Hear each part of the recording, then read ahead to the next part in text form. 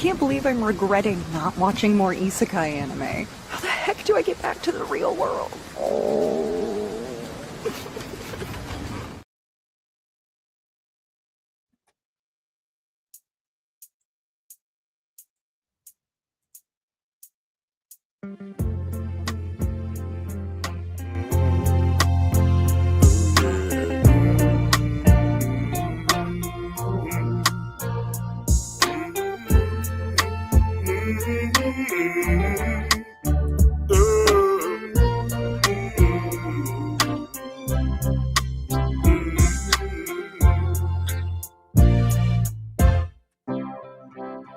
Will you help me repair my game? Will you help me repair my door? Did you find what you was looking for? Will you help me repair my gate and door? Would you like a slice of lemon pound cake? You can take as much as you wanna take. There must be a big mistake. Would you like to have a slice of my lemon pound cake? The warrant said narcotics and kidnapping. The warrant said narcotics and kidnapping. Are you kidding? I make my money rapping. Why does the warrant say narcotics? Well, I know narcotics, but why kidnapping?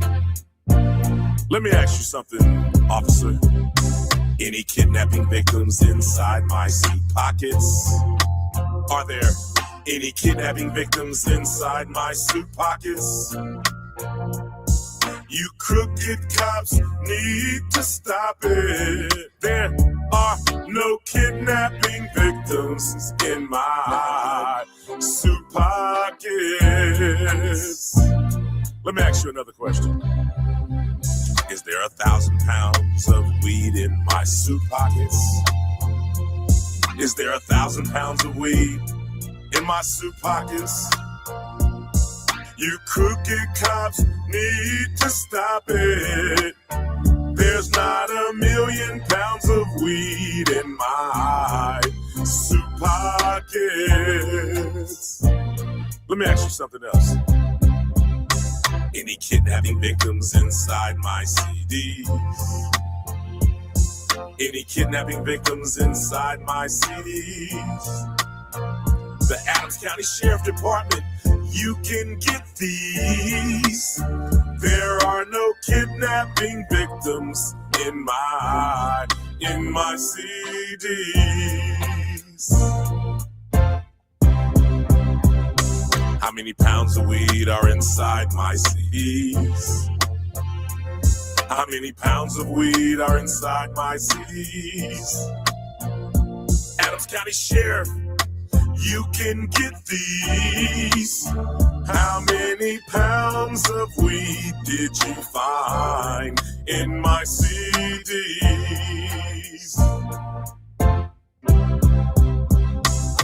Why are you stealing my money? Why are you stealing my money? You represent the law and it's funny. You're stealing my legal work hard every day. Pay taxes, money. The sheriff disconnected my cameras. The sheriff disconnected my cameras. The sheriff should be locked up in slammers. The Adams County Sheriff Department disconnected my cameras. Did you have to traumatize my kids? Did you have to traumatize my kids? Did you have to traumatize my kids? Did you have to traumatize my kids? You know, it's crazy what went down with Afro Man.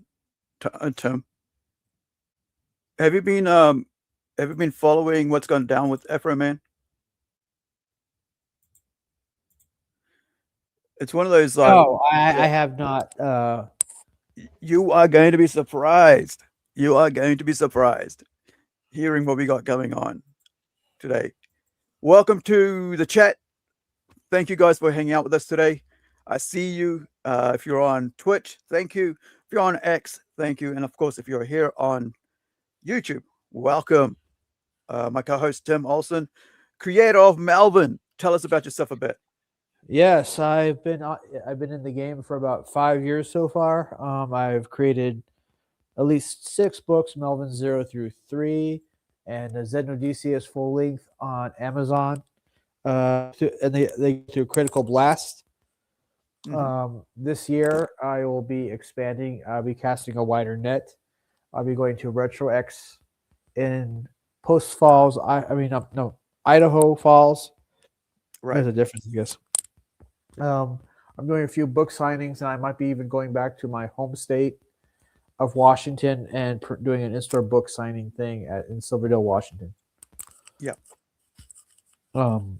Melvin 4 is we're currently doing the page 36. Okay. I just got an update today, in fact.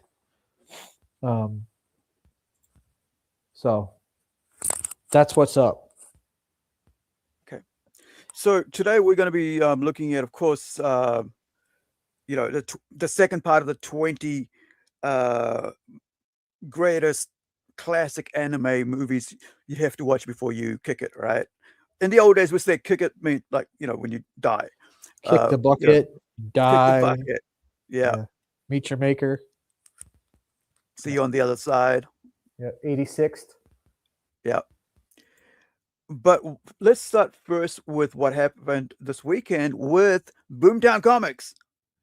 We were, of course, represented there. If I can see it on my screen, I'll bring it on. There it is. It's Facebook. Here we go. So this is the second year in a row, Tim, this went down. And it was just this weekend, 2021. Was it 2022? Yeah, 2022. Here it is. It's written there. Borgia, Texas. So we were like Plunge Comics was represented there through Rising Sun Comics, which I'm quite happy about and quite excited about. And there's some, we've been talking about this for the last couple of weeks. It's a way to promote them, right? Because I mean, we're there. I'm there through spirit, right? But my books are there physically. So it was really cool to, I've talked to Greg, who's the organizer with his wife, Christy, Greg Harms, who are themselves comic book creators, and Greg's an artist anchor, I think, and writer. So, a lot of, pretty full on events, lots of guests, and, doing one the first time is the hardest thing, man, because I've run Comic Cons for about 5 years here in New Zealand, right? Locally. And then also co-hosted a huge, not co-hosted, ran a huge, I could say like about 50K to 100K, maybe. I don't know the numbers that weekend. Quite it was full. Anime convention, right? Anime festival here in our city of Auckland. So I know what it's like to run these things and how behind the scenes, how tough it is to organize everything. And it does take a long time. Usually it takes me about 6 years to run, a little small con because I'm basically doing all the artwork and stuff, Tim, and then organizing, emailing, getting funding, promoting, everything you can think of, and I feel for Greg and his team, right? Because it is tough, and a lot of people don't know how tough it is until they start doing it. And so sometimes it takes years. And I've recently heard that it's taken 8 years for somebody to do something with a convention, but it's a fest. It's somebody else's money, and it's more, it's, it's kind of, it's easier when it's somebody else's money to do something, but it's harder when it's you who are organizing and who, and usually I was putting out of pocket.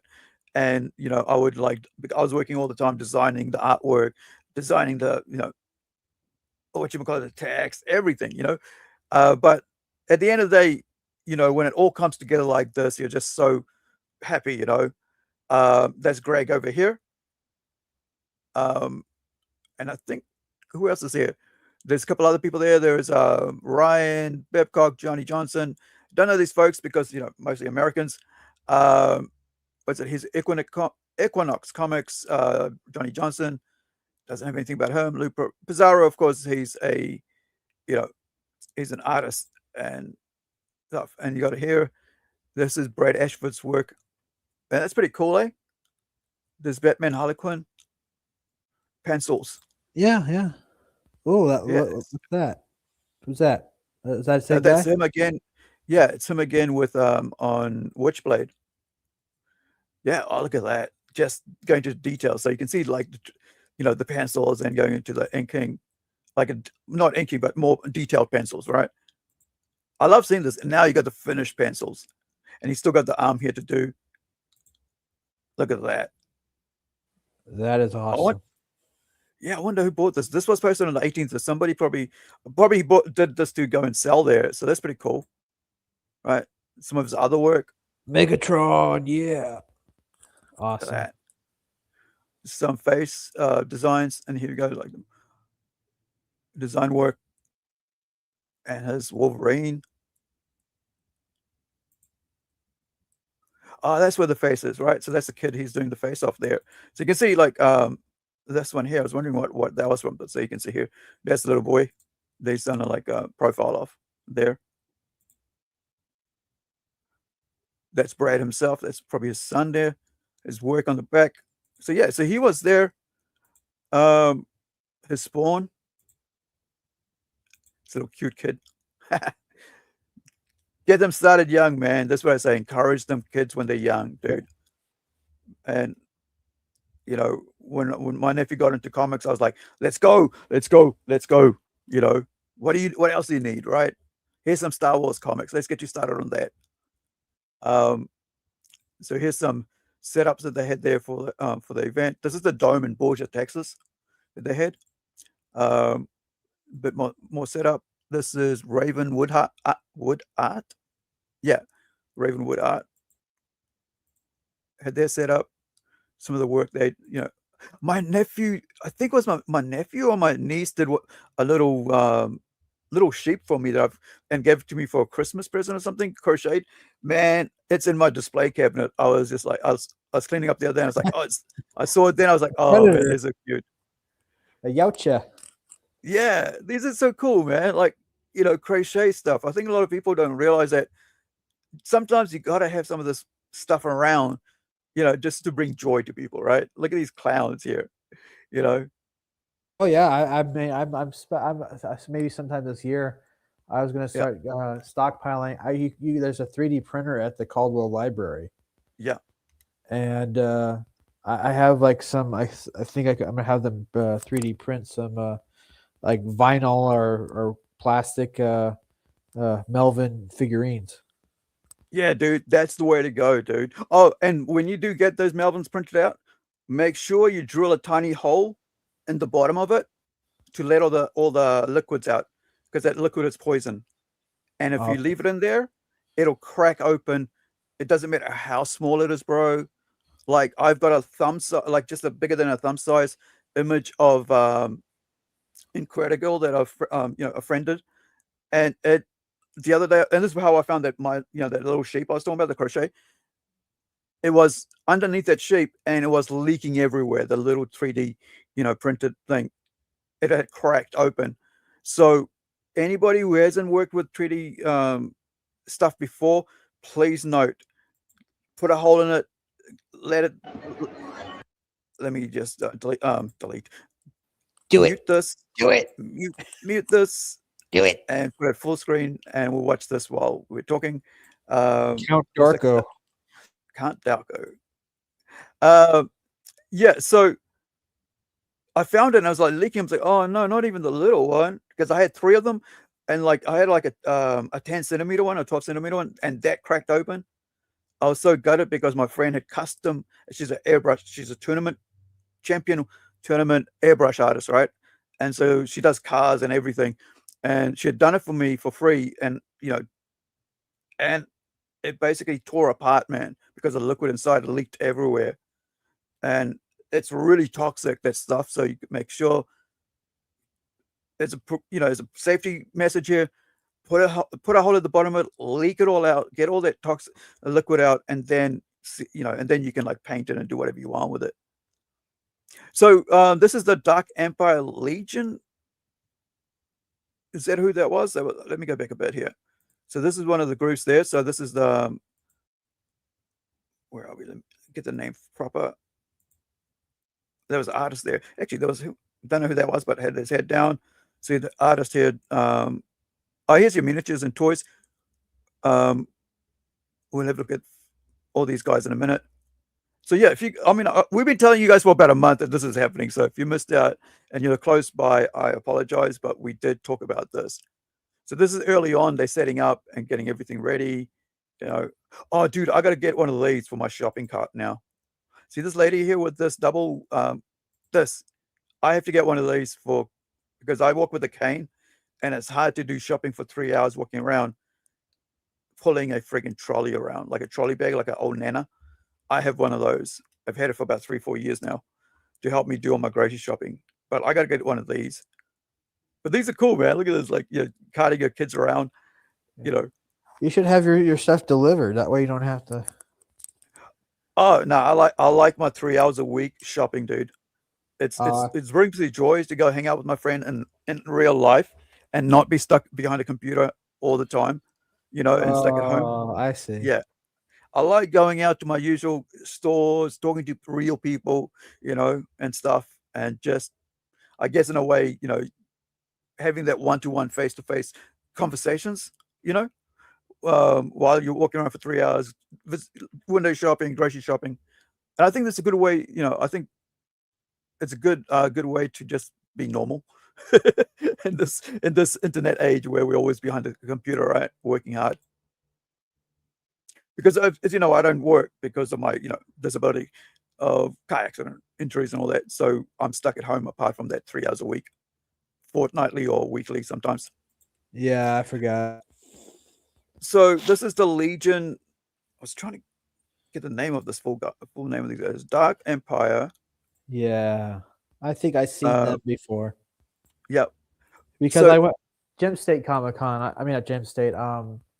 Belton City. Belton Comic Con. I think they were there when I was still living down in Texas. I think these guys. This one's an online store, right? So this is like the darkempire.org. So actually, let me. The Dark Empire. If you could, and you're that nerdy, would you be tempted? If you could, and you were that nerdy, would you buy a set of Stormtrooper armor? Oh hell yeah! If I had the money, because they cost like about $5-6K, don't they? Yes. Could you? So when are you and Timothy going to a con? I want you to bring some men with me so we can shake y'all hands. Hail the Duck King. I didn't realize you that's what you were reading. So I was like, oh, okay. Then when you said Timothy, I was like, oh yeah. There's somebody in the chat. I didn't know he was coming out as gay. Wait, what? I didn't know he was coming out as gay. He's gonna come. He's gonna come meet us with some men. Hey man, it's okay, brother.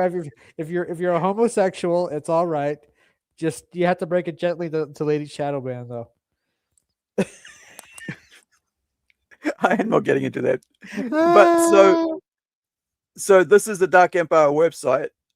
So these are guys that you can get your costuming done with, memberships, forums, contact about them. What's their mission? Right? So their mission, the purpose of the Dark Empire is to promote multi-generational fandom and appreciation of Star Wars through acts of charity, and to encourage creative costuming as custom or canon characters representing the dark side and soldiers of fortune, including smugglers, pirates, and bounty hunters, non-Mandalorian, very important, of the Star Wars universe. Yeah, hail the Duck King. Welcome. I've been nothing but nice to people. I know you have. That's why I never argue with you. But you and Tim here have like a long history of venom between you two. So I am. That's why I stay out of it. Right. That's why you don't see me slinging spears, or hearing me slinging spears. Right. I am like the next Rob Liefeld. You need to respect me. Shouldn't. Oh, I see what you did there. I see what you did there. So the Dark Empire is a worldwide Star Wars costuming organization comprised of and operated by Star Wars fans. While it is not sponsored by Lucasfilm Limited, it follows generally accepted ground rules for Star Wars fan groups. Star Wars, blah blah blah, characters owned by blah blah blah. Right. So let's go back to the Facebook event for Boomtown Comic Con.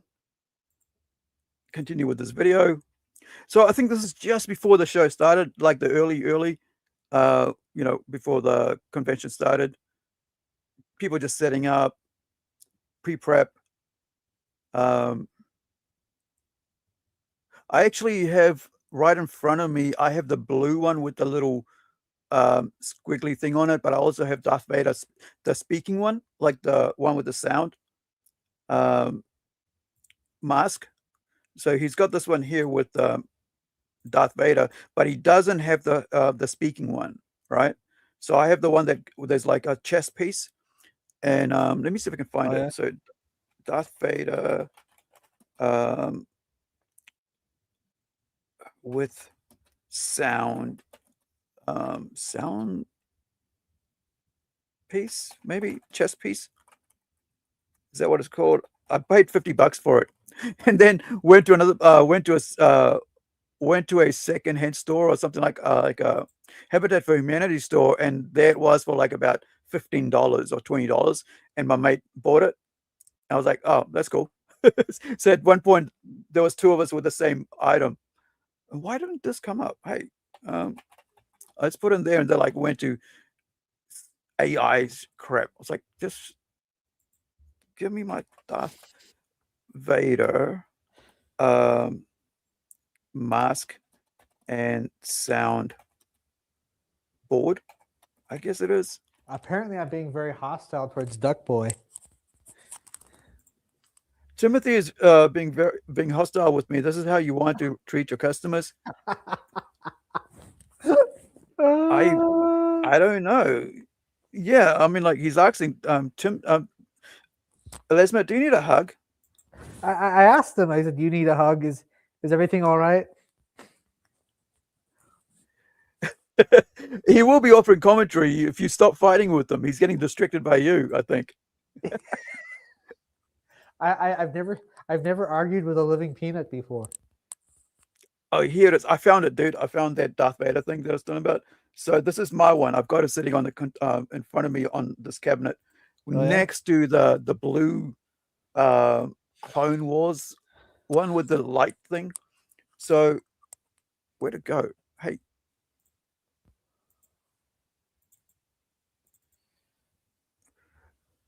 Why is... Okay, here we go. It's like I had to friggin' do some... But it's lost like this dude's one has got no helmet on it. But this is what I've got. So if you press these buttons, put some, it makes all the sounds and stuff. Like, I'm your father. Can it completely change your voice, or can you like tell that you're talking through a voice changer? No, this is just like a sound thing, right? So it just does it. It's got a set amount of like voices, like little, what is it, like dialogue? Yeah, set amount of dialogues. I am your father. Come to the dark side. That sort of thing. But my one's got the actual helmet as well. So let me see if he's got the helmet here or not. Yeah, I think this dude's got doesn't have the helmet, but I have the one with the helmet as well, which I don't see here. I'm surprised no one's made the dark helmet thing reference. Spaceballs. Right, the big. Darth. Yeah. So you see, Lone Star, evil will always triumph over good because good is dumb. I do have like the voice changer. There was a voice changer that came out with Grievous, and all what you did was you put it in front of your face, and then you spoke, and it changed your voice. So that was a pretty cool one. So I have that as well. But yeah, this is the one. Here's what they've got one on. While you're looking for that, Alasmat says, "Tell Timothy to stop. Stop typing in the chat. He's supposed to be offering commentary on stream, Monkey King. I'm fighting with him. So you victim shame now? You should rename this channel from Plungecast to Accuse Comics." It's not Plungecast. It's Plunge Comics. Why is everybody saying it's Plungecast? Plungecast is the other channel, and that's gone. That's now the Monkey King channel. Yeah. People are so confused these days. Yeah, Maybe because catch up with maybe the it's my fault. times, bruh. Maybe because it's my fault. So this is the one I have, right? And it cost me $50 secondhand, like in 2014. Wow, that's like 12 years ago. Wait, it is it? 2014? Yeah, it's 12 years ago. Wow. Time flies. Yeah, man. So this is this dude's this from the YouTube channel that I just found. It's Phil here. I'm showing you my Darth Vader Death helmet. Is that what it's called? It's A Death costume helmet? you can wear. Got Yeah. electronics on here. Look at that. This is a 2004 version. Oh wow. So that means mine's now 22 years old, the one that I have. That's crazy. The original one came out when Star. Oh, I also had like the Mandalorian from that time as well, but I gave it as a Christmas present, as a birthday present, and then I realized I should have not have done that to my nephew. But I have a tendency to give away things before, and like then realize that I shouldn't have. So now I don't give away anything unless I specifically buy it for that person. Like I don't give anything out of my collection. I'd actually go out and buy it, so that way I don't lose it. Otherwise I would have like a Stormtrooper, a Mandalorian, and a freaking 20-year-old mask, and a this one here. Star Wars was popular. Just wanted to debut this. It's kind It's of cool. popular. It's popular. Mm-hmm. Yeah, this one has some cool electronics here. I'm going to play the different sound effects it makes. I'm just going to sit back here for a second, and you can hear all the sound effects it makes. I actually have a Darth Vader Let's see, costume. one It's one of those here. onesie type things.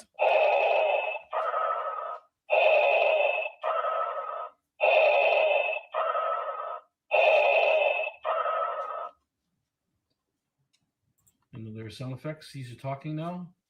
Your powers are weak. Don't make me destroy you. You don't know the power of the dark side. There is no escape. Your powers are weak. The force is with you. There is no escape. Your powers are weak. We get it. Don't know the power of the dark side. Yeah, it's only a set I'll like play you about the first 5, one 6. again.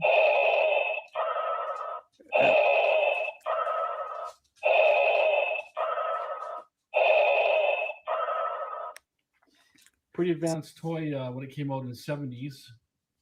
Very impressive with the sounds and all that. And imagine it parading down on Halloween. Wait. Is this from the 70s? Is that what it said? Yeah, that's what he said. That can't. That Dude, can't I be. have That I can't have a be. mask. I'm gonna have to look into that. I didn't realize it was that old. Double check because that can't be from the 70s. That would Okay, be the most so- expensive toy on earth. Oh no. Yeah, I guess it's a remake of the 70s because it says here it's 2004 when it came out. So Right. Okay. let me see what it says on the eBay. It's got something over here in the eBay's details. 2004 sound effects. So you can actually buy this for like $50 right now on eBay if you wanted. Actually, let me just go forward a bit here before I clip away from this, because he doesn't show it, but the helmet comes right off, right? So this piece here comes right off. And let me see, where's the shopping one? Yeah, so it looks like this when the helmet's off. It looks like exactly like he looks like when he's in the movie, right? When his head, when you got the skin and everything just on the back of his head. So yeah, it looks really creepy like that. But yeah, so it's about, yeah, I guess the one that I have now is about 22 years old. No, yeah, well, it came out in 2004, so yeah, 22 years old. I guess if you look for it, you can actually get people who have made a dark helmet with the mask The and big everything. giant one. Yes. Yes. So this is on eBay right now if you're interested, if you owning one of these. Yeah, it says $57. So it's about, see, look at that, man. Right now, the US dollar is so strong against New Zealand dollar, it's almost twice the amount. This is why our comics from our Kickstarter, when we do the Kickstarter, our comics are getting sent from the US. So you're not getting charged this much, man. Like double the amount for freight costs. But yeah, so yeah, I didn't realize. Look at the profile on this. I mean, like the side view. Let me see if we can see if there. What's the actual? Are you going to show? Oh, you can't even read it. Usually, you can tell. Is that like that is 2004? Yeah, you can see there. It's 2004, 2004 there. So yeah, that's crazy. Have you The seen? inside of it? Yeah. Have you seen Yep. the story of the? It was going to be proposed as like after Return of the Jedi, it was going to be a continuation of the toy line, but George Lucas said no. It's going to be called the Saga Continues, Hmm. and it was going to have like a Jedi Master Luke Skywalker. It was going to have a General Han Solo. It was going to have a Millennium Falcon with that piece added back in between the gap of the front. Right. It was going to have.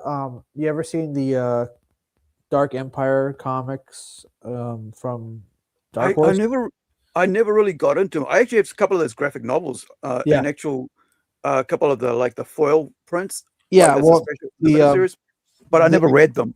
I guess Yeah.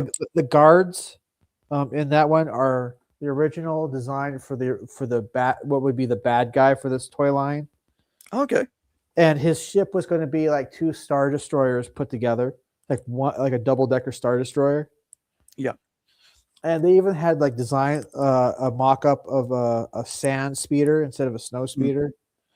They had a mock up of an AT-AT with the back removed and a cannon sticking out of it.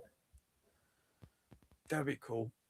Yeah, they had all kinds of like, but George Lucas shut it down and said nope. Oh, I actually have that comic. What's that? This is let me go back a bit. We're actually watching from Boomtown Comic Con. I think I might have that one. So this weekend, for those guys who are just joining us, like Tim, not Tim, sorry, Lesmet, we're actually looking at this Oh, Spider-Man you and know, Wolverine. yeah, that's what I was thinking. I had that. So this weekend there was a convention in Borgia, Texas, on the 21st and 22nd of March. Yesterday and the day before, or today and the day before. I can't remember. Like, you guys are in the US. It's yesterday and today for you, but it's around 11 o'clock now. I guess 10 o'clock. So they had the big second time in the year that second time in 2 years they've had this Comic Con happen there, Boomtown Comic Con. And so this is a video from the early opening hours from it, like the first couple of minutes from where they went about and did like showed everybody there who were present. So artists, toy designers, comic creators, comic writers, look at this, Power Rangers, GI Joe stuff.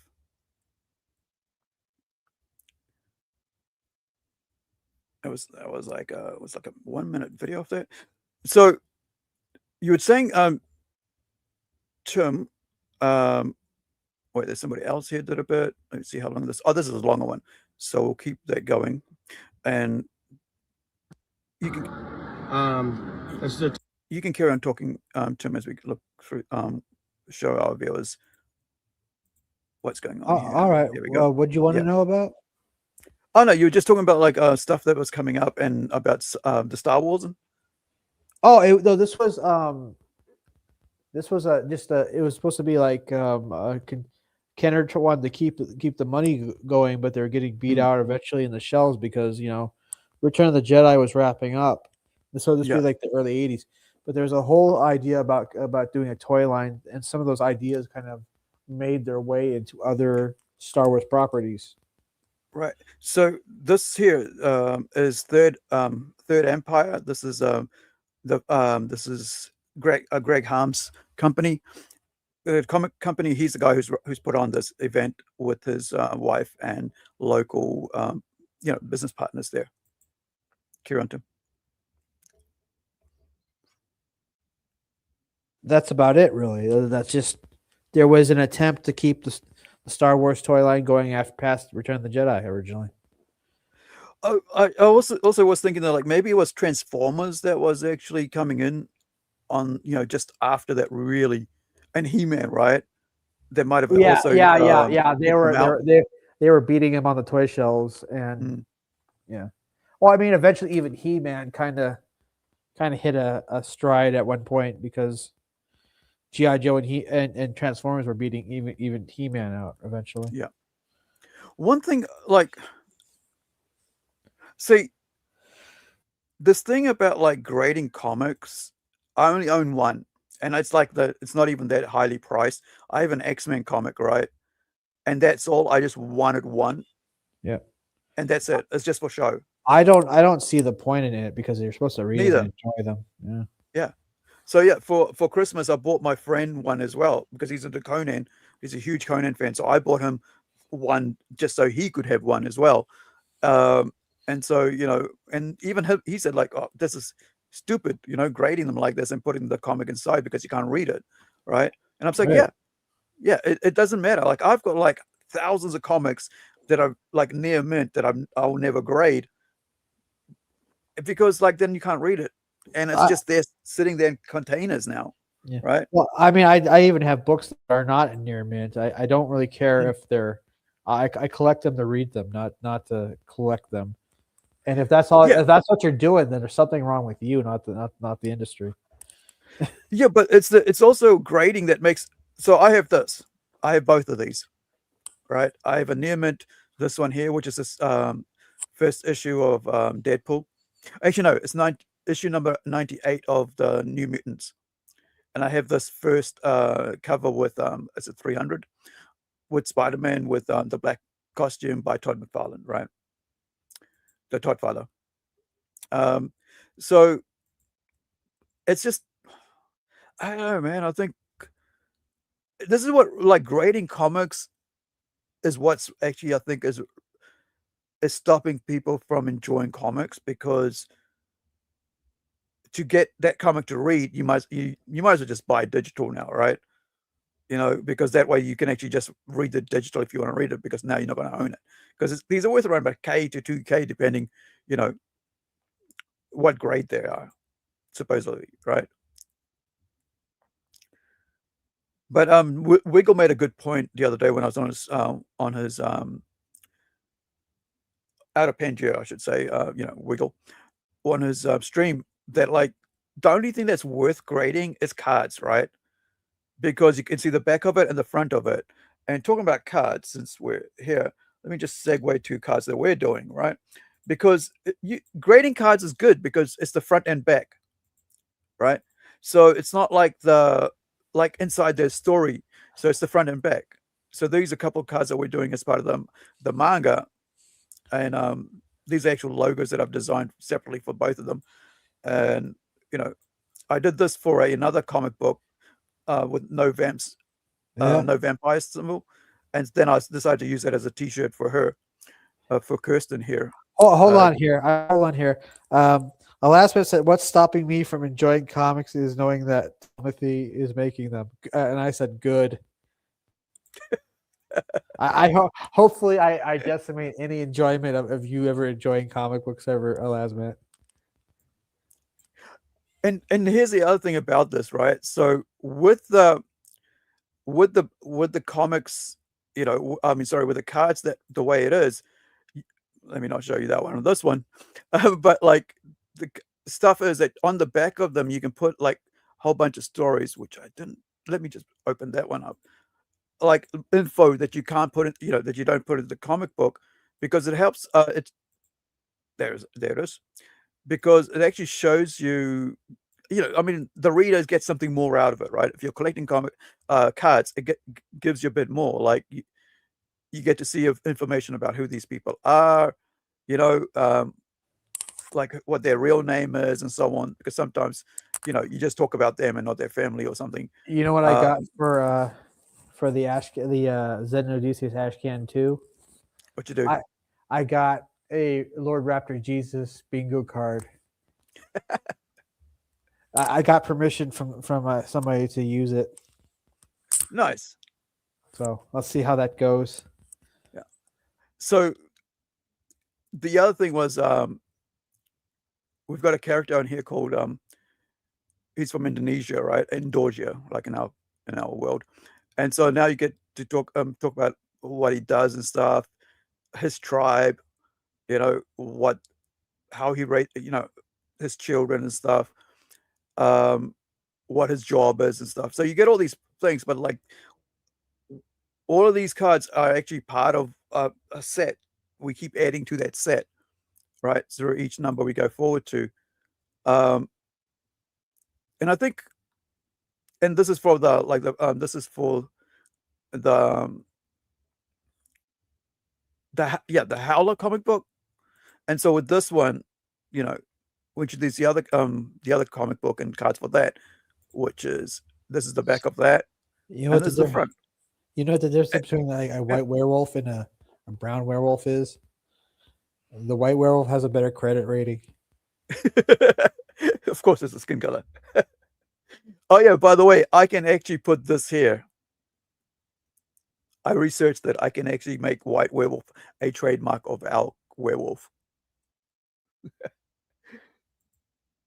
You heard it here first, as they say, right? Or you saw it here first. The only werewolf that will never get pulled over by the police. Yeah. So back to this. So you got these other artists here. Where are we? I will actually give you links to this because I forgot to put it in there. So you guys can hear the commentary there as well. But you know, usually I just like looking at these, what's available. This dude's got a good setup. Look, it's actually for a cupboard in, right? Like a chest of drawers to show what he's got there. There's like what is that? Like Vikings? Turn around. Oh yeah, I saw the Viking shields. Yeah, here goes the toys and stuff, hats, and more stuff. So yeah, this must be just the opening, day 2 or day 1. All right, so that is that. I think that's enough of this, and let's go to where did I have it already open? No, I didn't. So Afro Man, right? I mean, first we look at music and then we move on to the other stuff. I had a little clip here of Afro Man talking about, like, he was actually in court, right? I think this is the one. No, this is not the one. Darn it. Too many links. Go away, you. Go away, you. So he just won a massive court case, right? Darn it. I had a small friggin' clip where he's talking, and he's talking about what they did to him and how now they're feeling sorry. They want him to feel sorry for them for what they did to him, right? and it's crazy, dude. Where is short clip? I think Afro Man. Short. I don't know where I put it amongst the thousands of links I got there. Afro Man short clip. Court case. Hopefully this will come up. Help us out here.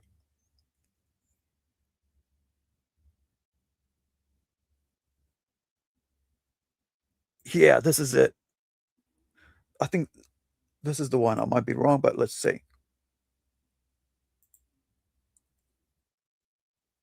Wow, that link went twice. I have a problem with my my keyboard. It double posts.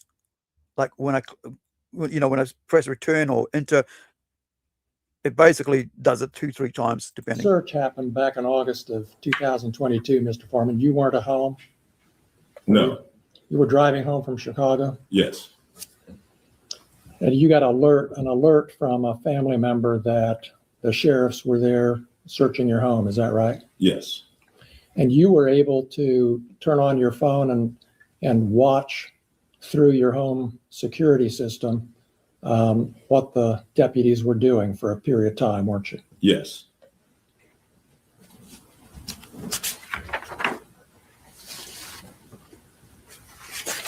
And is it fair to say you were angry and upset about this search? I wasn't happy.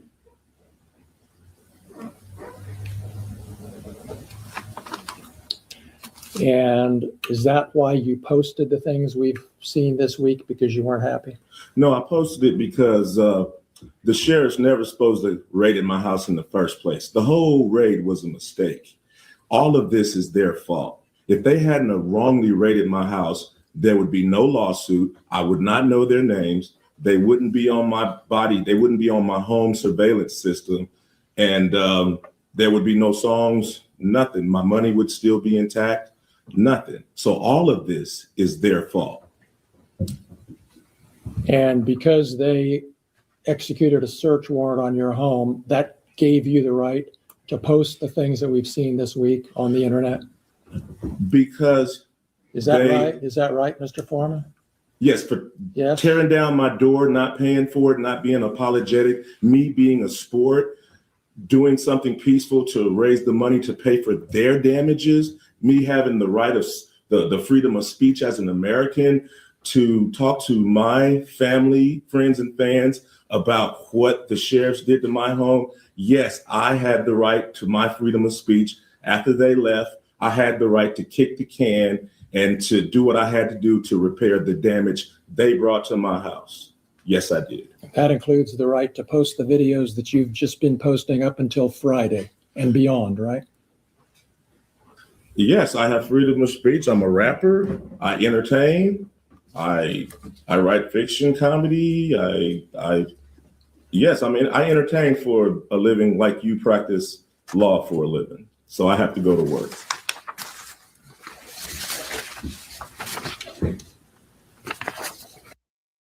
These people, bro, like I was looking at it, they really, it was the fact that like they did what they did to him and then they try to sue him, right? Instead of apologizing, they try to sue him. It's crazy. Yeah, they're being very irresponsible. Yeah. And now they got to pay. I wonder how many, like, I got to wonder how much millions they have to pay. I think it was something about 6 to 8 million. Well, did they think Afro Man was another P Diddy or something? They went like, Period. like You know what I'm they saying? thought he was. And you can't paint good. They went after him as like a trafficker and drug dealer. Oh, it's because his biggest hit is because I got high. Yeah. No, they mistake him for somebody else, and yet they didn't want to pay for the damages. And one of the cops, there's a lemon pound cake as a song he did, and I didn't realize what it was about. And it's actually one of the cops actually ate from his kitchen, a cake on his kitchen counter. And like he walked past and went back and ate it while they're doing a search warrant, dude. Wow. Went through all his clothes and stuff, and he wasn't even home, didn't even know what was going on. And he's like, dude, but he was making music about it. And then they decided they felt ashamed rather than going, hey, sorry, man, we did you wrong. They decided to sue him, and now he won. So let's play this this clip here after he just came out, and then we'll move on to talking about Sam Keith. Period. You know what I'm saying? And you can't paint good, you can't paint bad. You just look at the actions, and all the good people got. Hey, is it me or is that coming out only on your left headphone? No, it's hitting me on both sides. Oh, weird. It's like I can hear you on both sides of my headphones, but like on this one, the video I can only hear on the left. So hopefully it's coming through to everybody else. All right. Yeah. Apologies for that, guys. It's weird. I was messing around with my headphones going, no. And then I played it. It's on both sides. Right. Period. You know what I'm saying? And you can't paint good, you can't paint bad. You just look at the actions, and all the good people got to come together and just do the best you can when these things happen. And when bad things happen, you do your best and make it good. Dude's emotional, man. He's crying because he won, right? I mean, they went hard against him, dude. When life get you lemons, you make lemon pound cake. Oh! Around Adams County, you're gonna go to a different area. Now you get it? Yeah. Yeah. No, I'm here. I'm home. If I go to a different area, I got to deal with a different police department kicking down my door, disconnecting my cameras and stealing my money. So my battle is won here. I think I'm gonna lay my head. Thank you, sir. Yes, sir. Thank y'all. Where'd you get the suit from? I gotta ask. It's So they actually stole his money as well. Not only did they break down his door. What? Yeah. That's fucked up. Yeah. Not only did they break down his door and stuff, but also stole his money. I want to show you this video before we move on to Sam Keith, because this is avant-garde. These guys are like, I think this is the one. These guys are Japanese dance troupe, right? So I think this is avant-garde doing on their. Is it featuring avant-garde? Darn it! No, it's not. This is a different one. So I wanted to show this because I'm not sure if it's a musical group. If you have seen or not seen these guys, but these guys are awesome, dude. Like I think they appeared on America's Got Talent, but yeah, these guys are amazing. So I'm not going to put the sound on because I want to, probably wait. What happened? There we go. Put that. But just want to show you this because I think this is so cool. The way they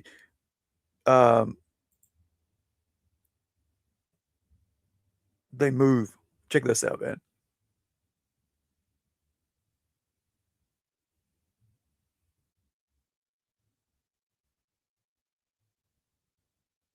I know this is like cut in between and stuff, but like to make for the music video, but they're so friggin' amazing sequence wise. Have you seen those guys that do like underwater like Olympics level jazz, underwater jazz thing?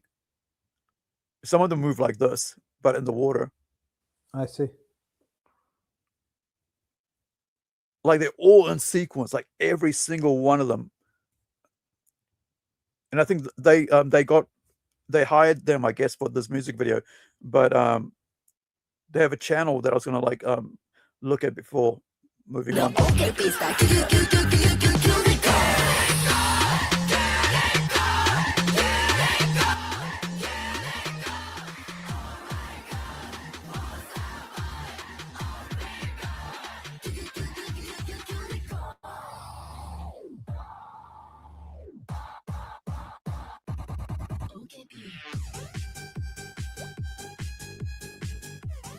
That is crazy because I used to dance when I was, in my 20s, and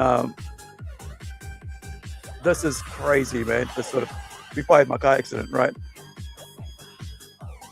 Now I probably just move my legs up and down.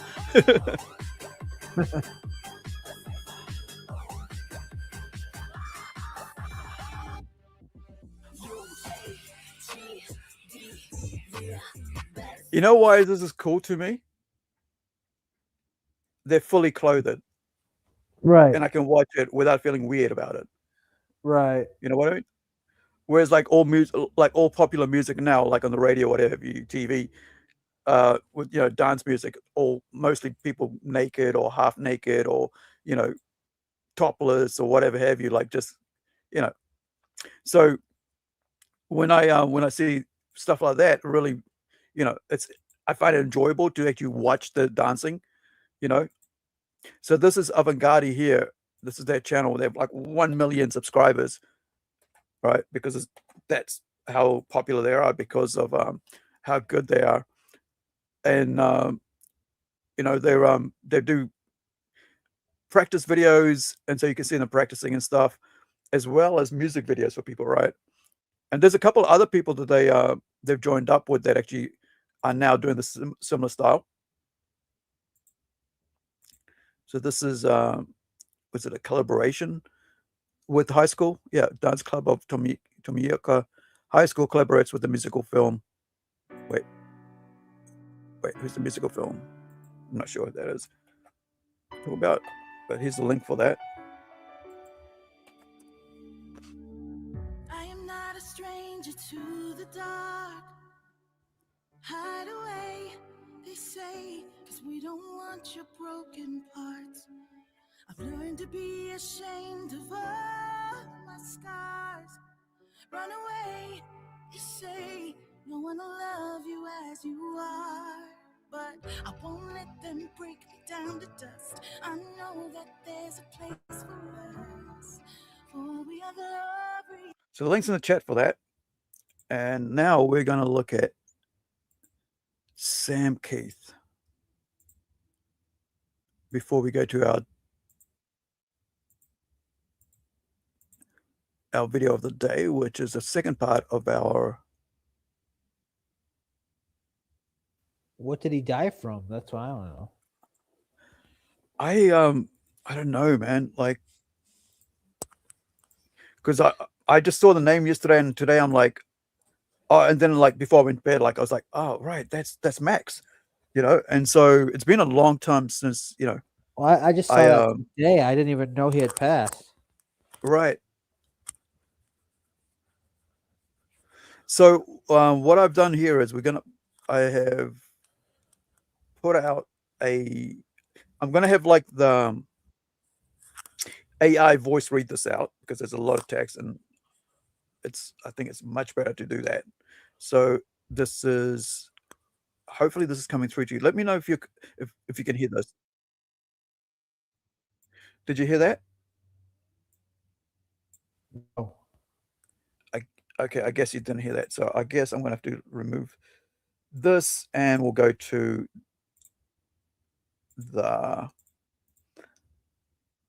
this to look at this. All right. So tell me if you hear this. On the 11th of Do you hear that? Yes, I hear it. Great. All right, here we go.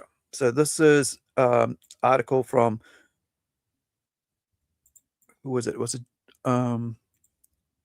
yeah, this is from article from Bleeding Cool by Rich Johnston. We're gonna look at I'm gonna have a look at some posts from other creators as well. Artists, writers. Here we go. Born on the 11th of January, 1963, Sam Keith was a comic book polyglot, writing, drawing, painting, and bringing a graffiti aesthetic to his art, influenced by the likes of Frank Frazetta, Bernie Wrightson, and Von Bode, but finding a way to turn that to mainstream success in the superhero field, on the likes of Wolverine, which he made a bestseller in Marvel Comics Presents, as well as working sporadically on the Hulk. But it was his Image Comics creation in 1993, The Max, that brought him true fame. not only for creating a comic book series about identity, existence, dreams, and reality, but also for lightly disguising it as a superhero comic. It delighted Alan Moore to guest write an issue as well as the introduction years later to his Zero Girl. The Max was adapted to an animated series for MTV's Liquid Television strand and went global. Years later, Todd McFarlane would have a massive hit making Max toys, including hard-to-find bags of Iz's. So this is the Max. I think there's a trailer from it. Let me bring it up. And that's how I know Sam Keith. And I've seen his artwork over the years, but the Max anime was what really, you know, get me to read Max comics. And I have a couple. I'm not sure, but I have a few in my collection.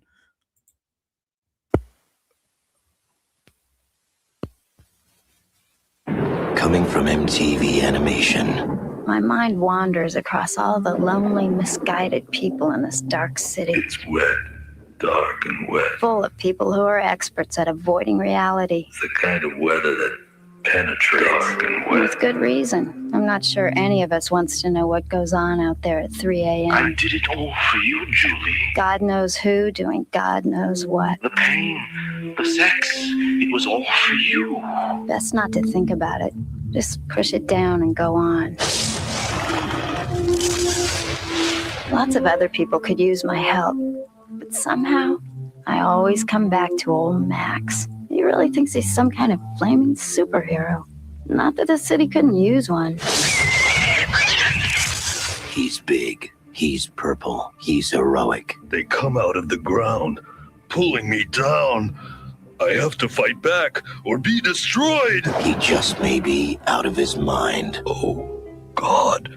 It's starting to come back to me now. The gods who eat mountains, the flying dragons, the leopard queen. The Max, ruler of the jungle, scourge of the city. A few women who can't take care of themselves get messed with, and you ride to the rescue. Who are you to assume responsibility for their lives? I am the Max. Turn-ons, Pez, Cheers, and Justice. You killed my hostage. You killed my hostage. You killed my hostage! Turn-offs, serial murderers. Don't you lovely ladies have something you could be doing right now? Vicious sharp-fang parasites, bubble baths. Journey to worlds undreamt of. With the Max, you've never seen a hero with feet this big. Do you notice that was 9 Inch Nails right there at the end? Yeah. That suits it so well, man. So the full episodes That was probably of Max. Carry on. That was probably the second best image cartoon than besides the Spawn HBO series. Yeah. And the thing about this is that it's very mature, right? I just saw something before that was it like here? Hold on.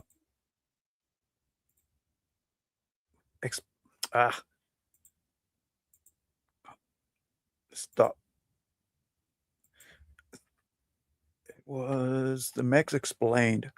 And the Max is basically what he's known for because it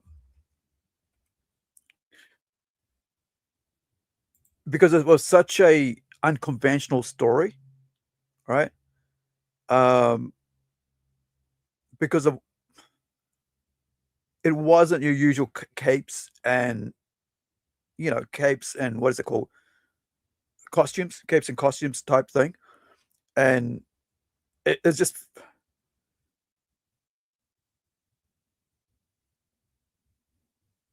it kind of like here's the one. So it's not your usual, like I said, it's not your superhero comic, right? It's dark, it's messy, it touches on subjects that most superhero comics don't touch. And Image for Sam Keith here with this was really well suited, man, to put this out through Image rather than Marvel or DC.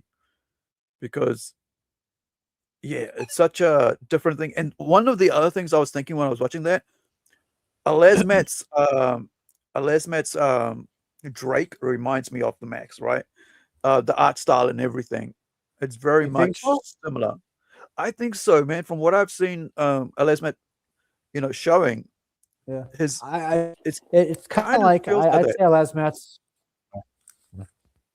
Carry on. Sorry, I was gonna say I kind of feel like a storybook is Drake is kind of a mix between Teenage Mutant Ninja Turtles and the Max, Mhm. and I would say unfortunately since it's a duck, even though he says it's the Yeah, Beast Citizen, um, yeah, like Howard the Duck, right. at least with the aesthetic of him looking like a duck.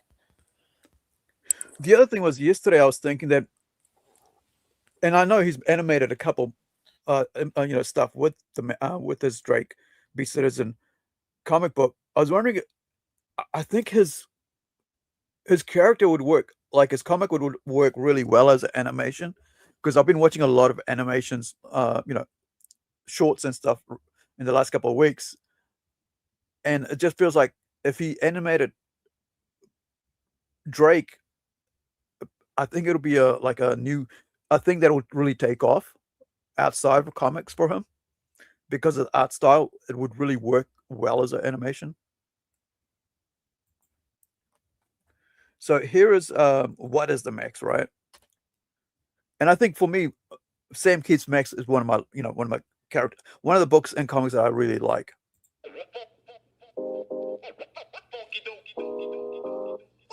Yeah, subscribe to us too.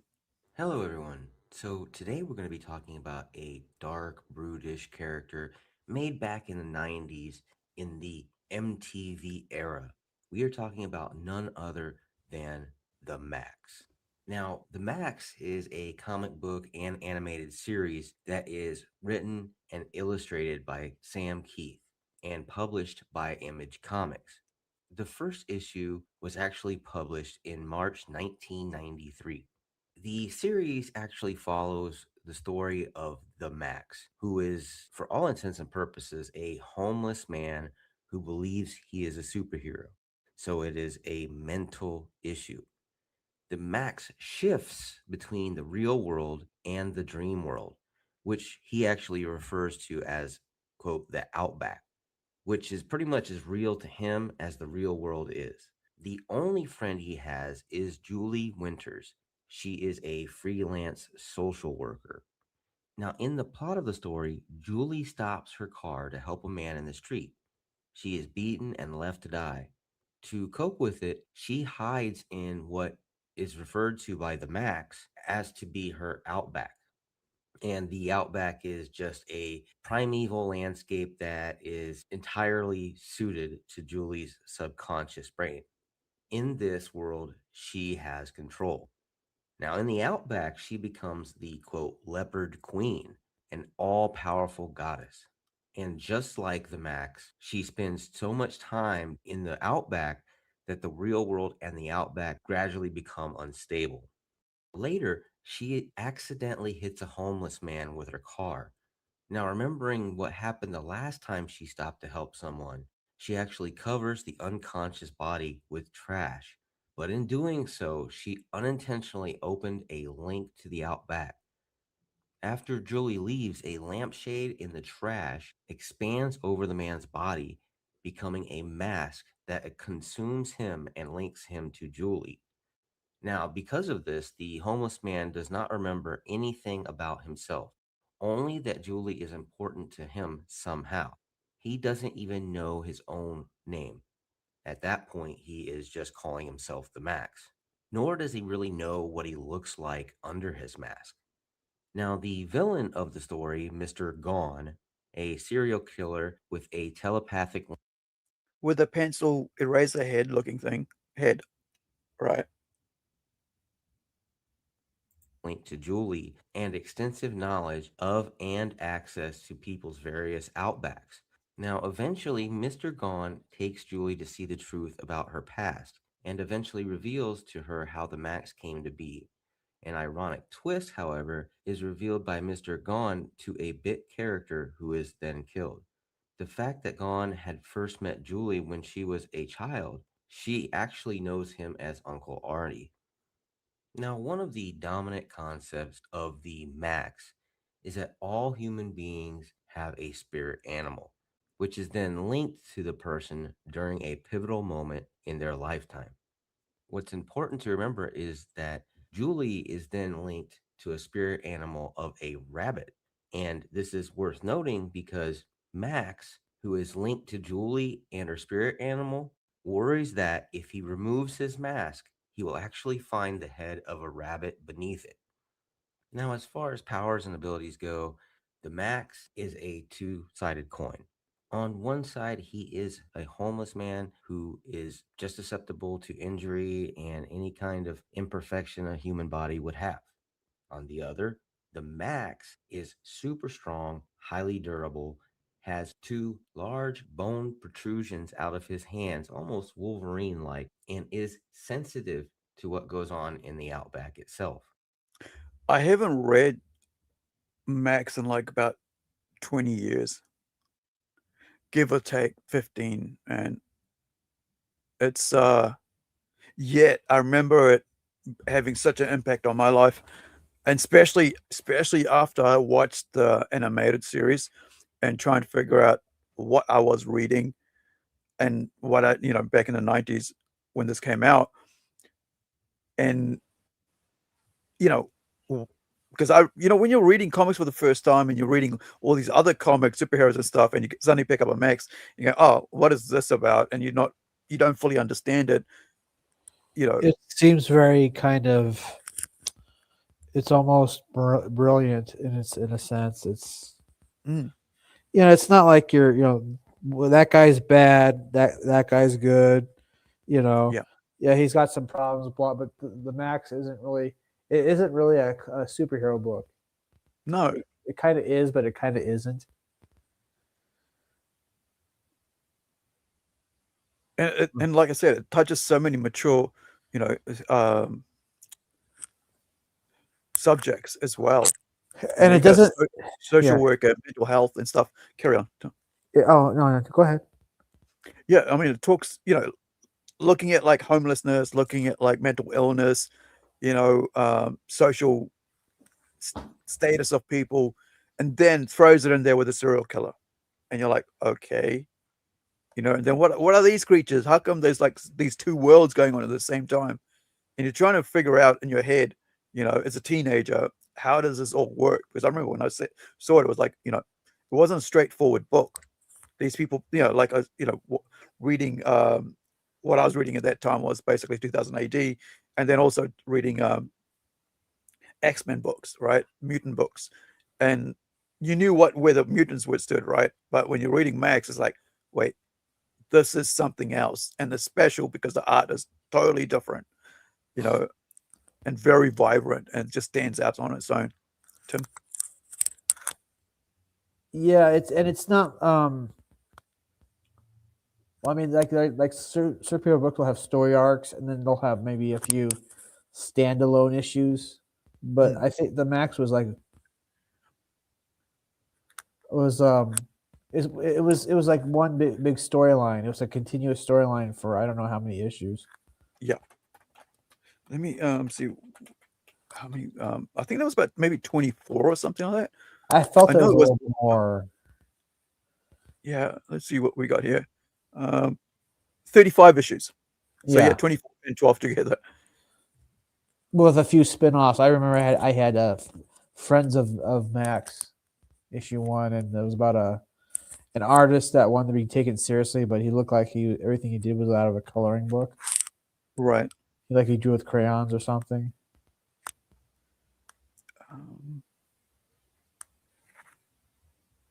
Yeah, so there was a second story arc, which is from 95 to 2005.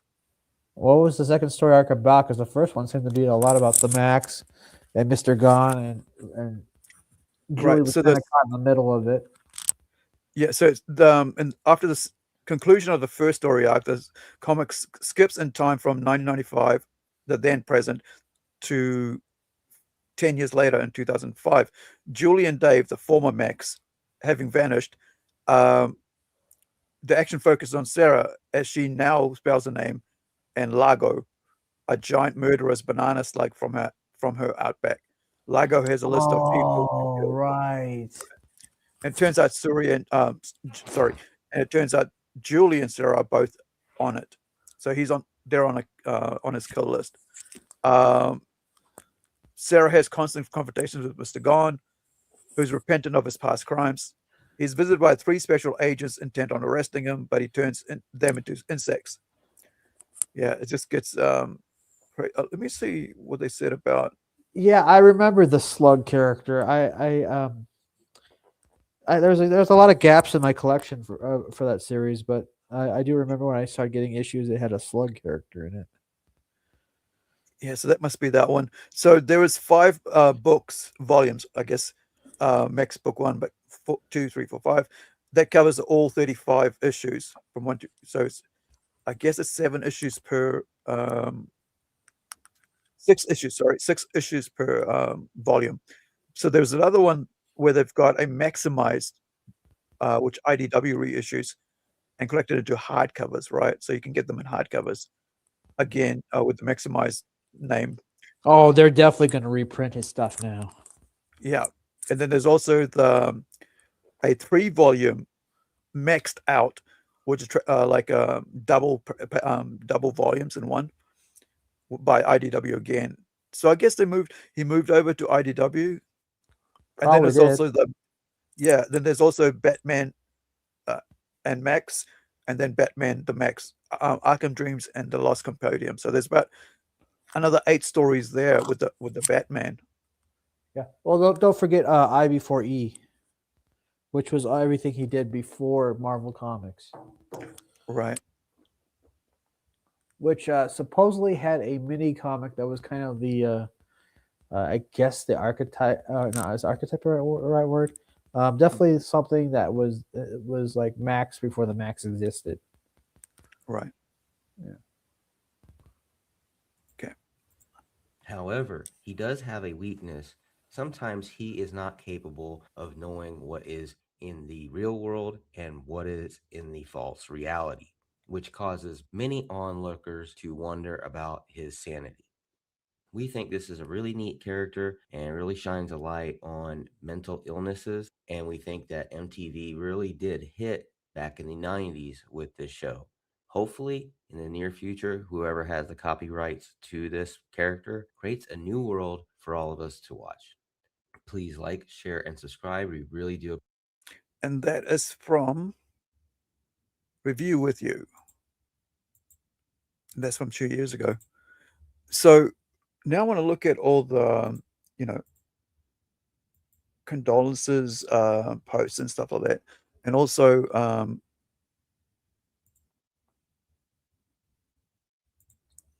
think some artwork. So this is the Batman and Max. This is the Arkham Dreams one that I was just talking about. The first issue of the Max says it all for you right there. That cover, and then the big blood splot behind him. Yeah. Yeah. Yeah, I have that one somewhere. I mean, not the black one, but I have somewhere. Look at this. Actually, let me put it into a new image so it's like nice and big for us to look at more detail. Like, just amazing, just, fantastical, just going with the flow, creating these creatures. Look at this one here, man. This bird. This is from Sandman. Oh, that's some crazy shit right there. Yeah. The I never got into the whole Sandman thing. It was always the Max, or I had some Marvel Comics Presents. But the first time I ever heard of him was the Max. And then same. I don't know how I got a copy of I Before E, but I had one for the longest time. There's a lizard here, gecko. Yeah. Baboon.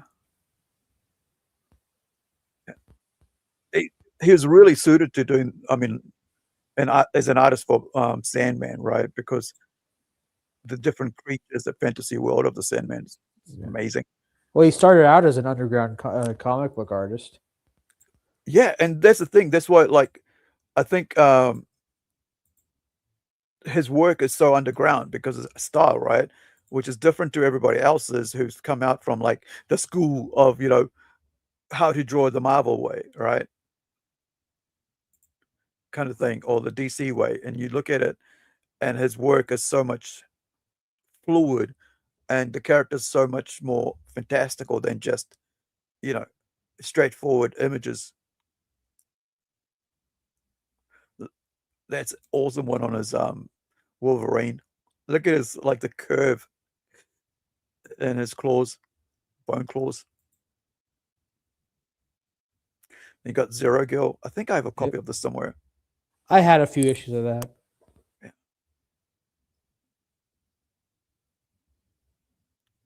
It's awesome, man. This is the one you're talking about, right? I before E. Fantastic, Fantagraphic Comics. Before Aliens, before Wolverine, before even Epicurus the Sage, from the pages of I can't read. That's too small. Yeah, I can't see that. But yeah. So you got a copy. You have a copy of this, or you had a copy of this? I had the second one. There are two of them, I think. How many pages are in that? I don't have it anymore, but I had it at one time. Dude was he's only 10 years older than me. Yeah.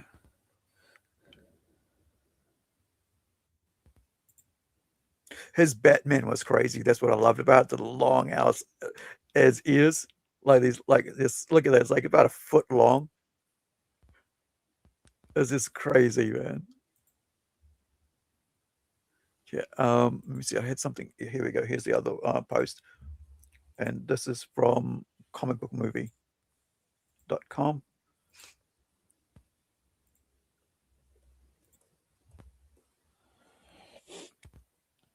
Now I will grab this, and we'll have the lady read it out for us.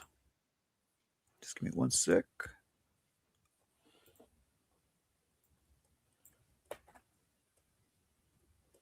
Convert to speech, and we'll get that, and I'll bring you the link for the article in a minute. Wait, he didn't want to read it out for me. Okay, try again. Convert. No, this is the one now wants me to pay. Oh, that sucks. Sorry, not going to do that. Okay, let's get away from that. Let's go to the article, and I'll do my best to read it. Sam Keith, hold on. We're deeply saddened to report that acclaimed comic book artist and writer Sam Keith, co-creator of The Sandman, has passed away at the age of 63. This is written by Mark Cassidy, and here's a link for it in the chat. The comic book community is in mourning following the devastating news that renowned artist and writer Sam Keith, creator of the Max and co-creator of The Sandman, has passed away at the age of 63. Reports indicate that Keith died on March 15th after a battle with Lewy body dementia. Oh, wow, man. Horrific degenerative condition that causes cognitive decline, hallucinations, and Parkinson-like movement symptoms. Keith is survived by his wife of 43 years, Kathy. Wow.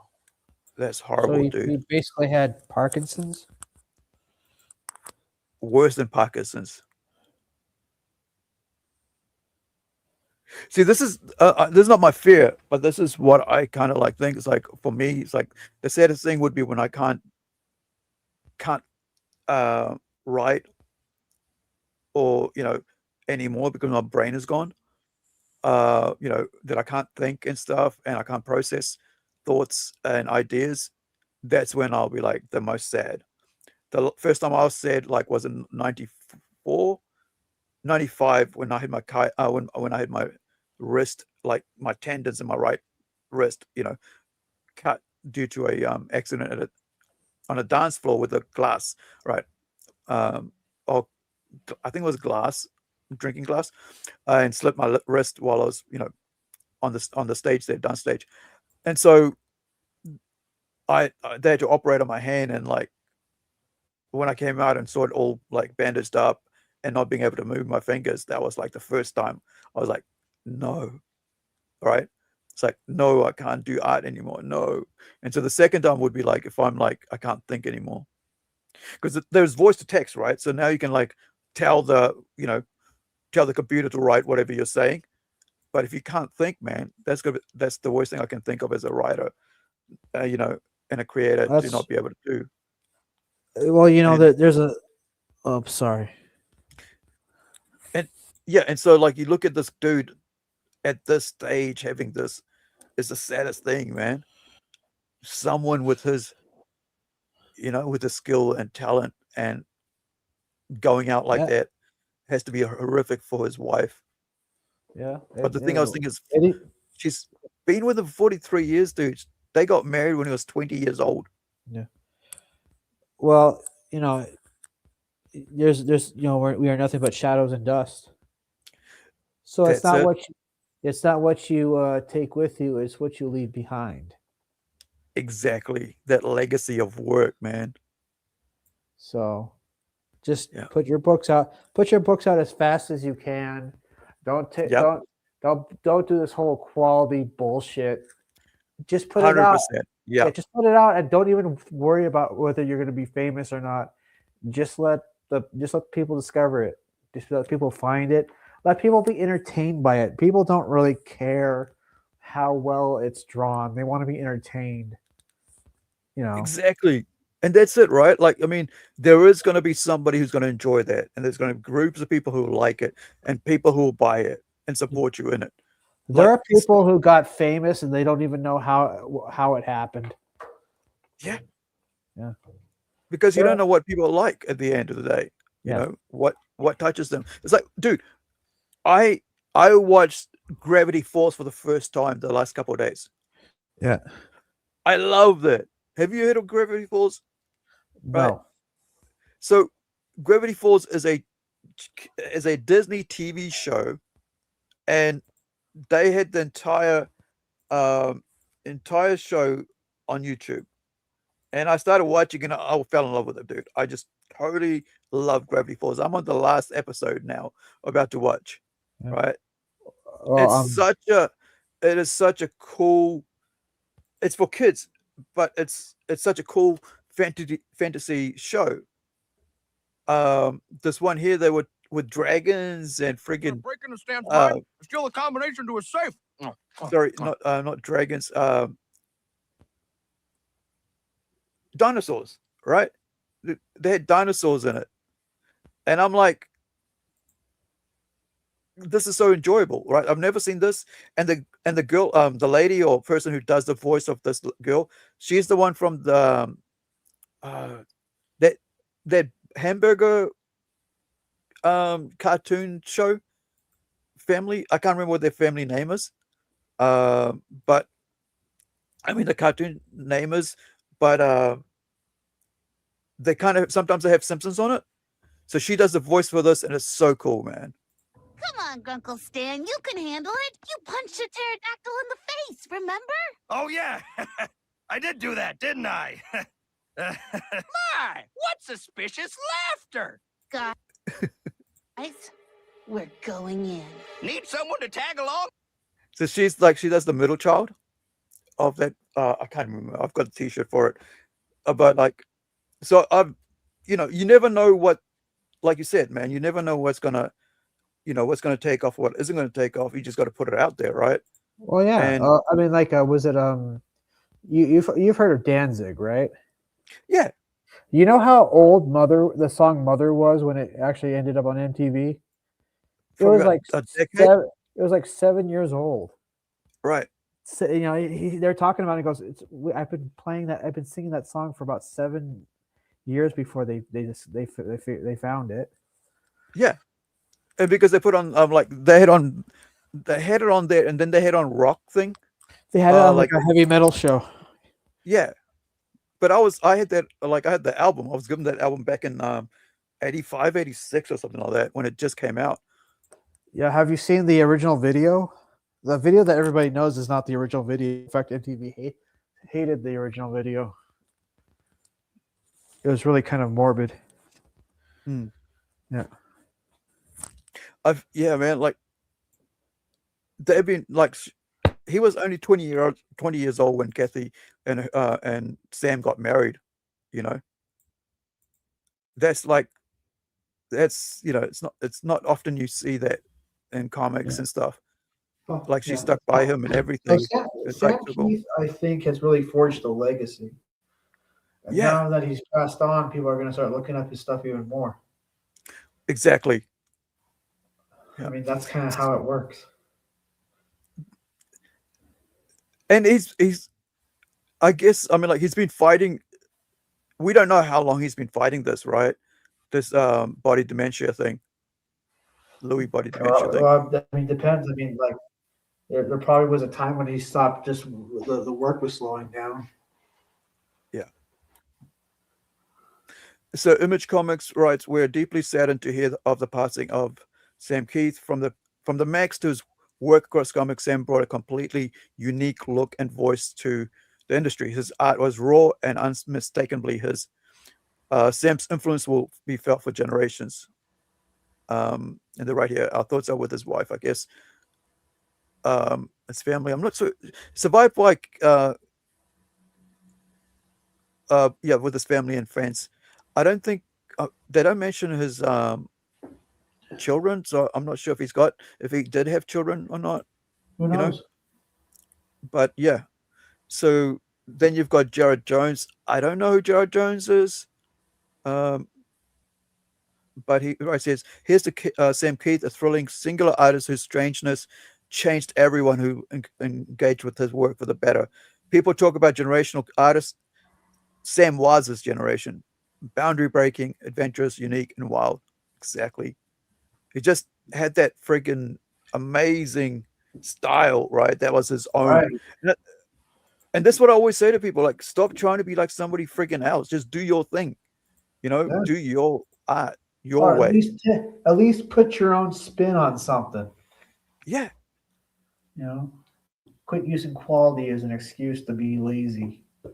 Yeah, let's just do it over and over to get it right. Just do the friggin' work, right? And people like it for what it is. Like they'll know if you're copying somebody or if you aren't. There's a time when everybody wanted to be like Mark Silvestri, right? Everybody wanted to draw like Todd McFarlane or Jim Lee, right? Jay Lee, dude, just hone your own style, right? Just do it your way. So that your way will stand out for itself and not be a copy of somebody else. Right. At the end of the day, people will like you for your work, not for you doing somebody else's style. Yeah. I hate it when people try to copy other style. Yeah. Well, you start off somewhere. I mean, when I was a kid, I used to try to draw like Rob Liefeld. Exactly, but sometimes you just got to. There's a point where you go, I got to move on to do something else, right? Right. It's, this is a beautiful work. Let's have a look at this one here. Here's Wolverine. Yeah. This is just great. I love his Wolverine's just so out there, man. Well, he created. Did he He's also always- have something to do with creating the character Cyber? I think I heard that. I'll have to look into his creations in a minute. But he always adds organic stuff. That's kind of like you can tell that's his work because of this organic stuff. Right. There's always going to be something here, right, around that's earthy, fungus, animals, eggs. You see that? Mushrooms, grass.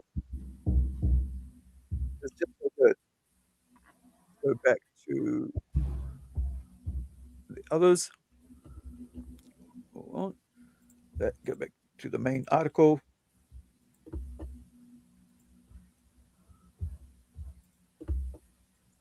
There we go.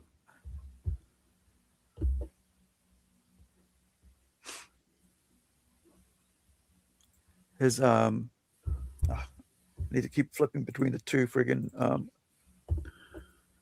posts, but this is an earlier image of Sam. I think it's probably from like about 20 years ago or something. But his Sandman. I've actually read every issue of Sandman and related issues of Lucifer, the comic book. And I've actually watched every episode of Lucifer, the TV show. I Which is its own never thing. have, but I kind of want to go back and actually read his Sandman stuff. Sandman, I mean, like, I know everybody hypes it up. I just like it for what it is. It's its own thing, you know. I don't like what came afterwards, but I like Sandman for the books, you know, and his work on it. And to think, like, you know, he did so much work on Sandman, it's just crazy. I'd actually forgotten because, like, without Sandman, right? I think a lot of people wouldn't have looked. I mean, would have only thought of him as with the Max, but Sandman, you know, I guess cemented him as a co-creator to be able to. Actually, wait, flipping over. Go back up. Get up there. There we go. Wait, am I on the right? Did you move? Oh, yeah. Wait, it did move off on me. Hold on. It's changed everything. All of a sudden, it's like, yeah. Oh, here it is. Now we got it back. Thank you. It was weird. It was just everything messed up on the website. So you got rest in peace from Rob Liefeld. You know.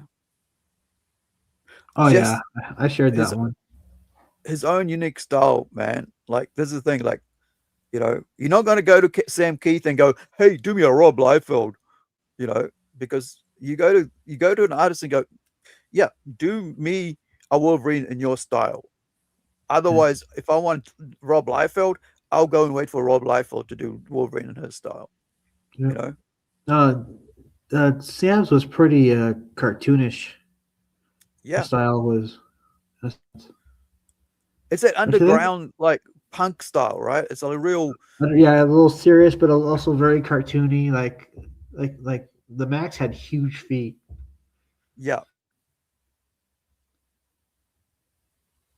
He really hit his own thing, and that's the thing. Like, you know, yeah, get inspired by other artists. I mean, that's what you're going to learn, right? But then at the end of the day, pick a path and choose your style and just keep doing that. And don't worry about what somebody else is doing, right? I mean, like, don't scream and yell and stream and live stream and put out videos about the black man. Right? Just do your thing. That gets old and stupid. It's like, who Yeah, cares? just concentrate on putting your work out, you know?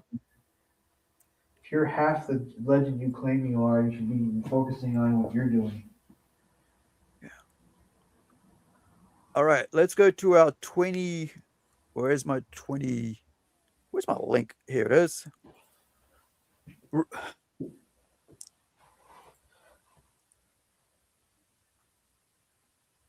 Rest in peace, Sam. Yeah. And much love to your wife and family. Yeah.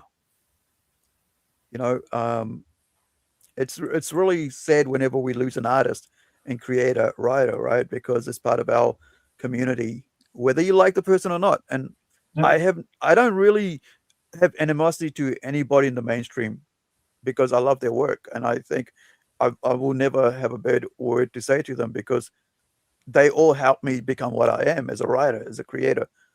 And I have Max on my shelf. I have Sandman, you know, in my cup, in my drawers, in my what is it like, in the containers, you know, these. And I've never had anybody say a bad word about Sam Keith. You know, and he's left us a legacy, like you said, man. Like, work to look at, enjoy for generations to come. And I think that's what this is all about, right? You got to put work out to, for it to be seen and liked and loved, Exactly. because you don't know who's going to like it or love it. Just ignore the people who hate it and just, reach out to people who like it. Exactly. There is something. So, moving on to our, I think we finished with the top 10. Yep, that was the one. Now we're up to the last part of this, where we start off with the next 10. 20 must-watch retro classic anime movies before we die. And that's the whole point of this live stream, is to enjoy the good things and celebrate the great arts. Oh, Japanese, you're so crazy.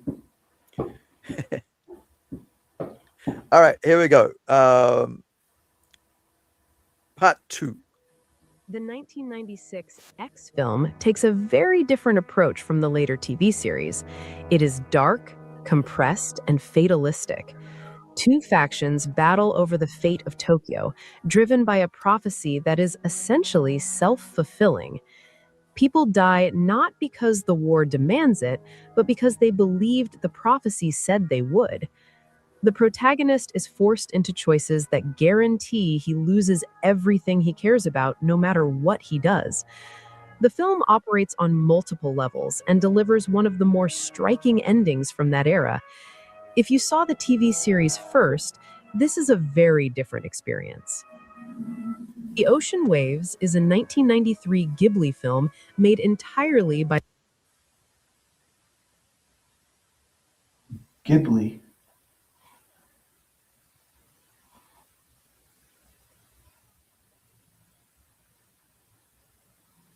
Hello?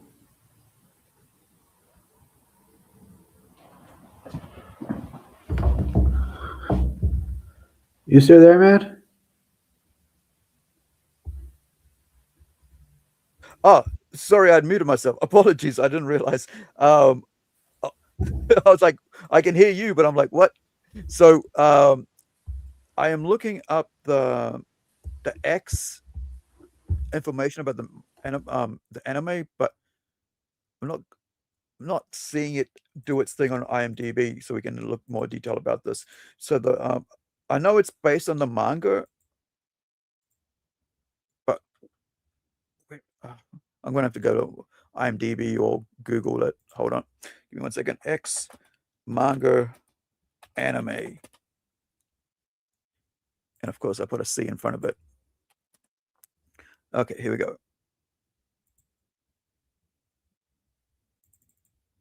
Come on, Google. Move.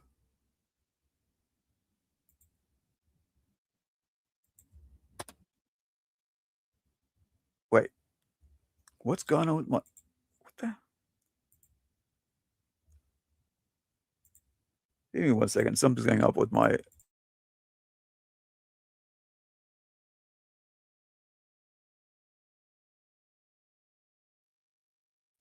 Here we go.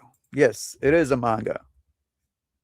I knew it was a manga. I was like, why is it not giving the information I want? So here it is. So, known as X 1999, is a Japanese manga series written and illustrated by Clamp. Now, Clamp, for those people who don't know, and I've been looking into Clamp recently, right?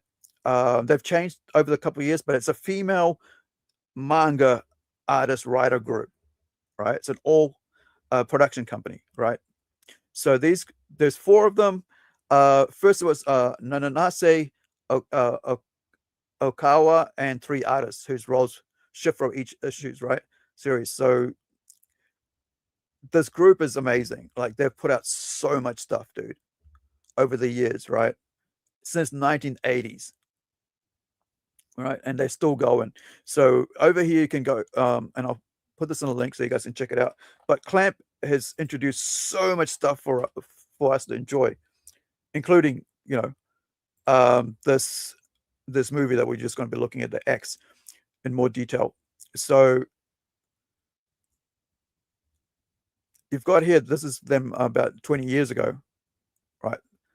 The four, and then if you look here, they've like currently there's Nanase Okawa, Mokona, Sabaki, Nikoi, and Tatsuki Igarashi, right?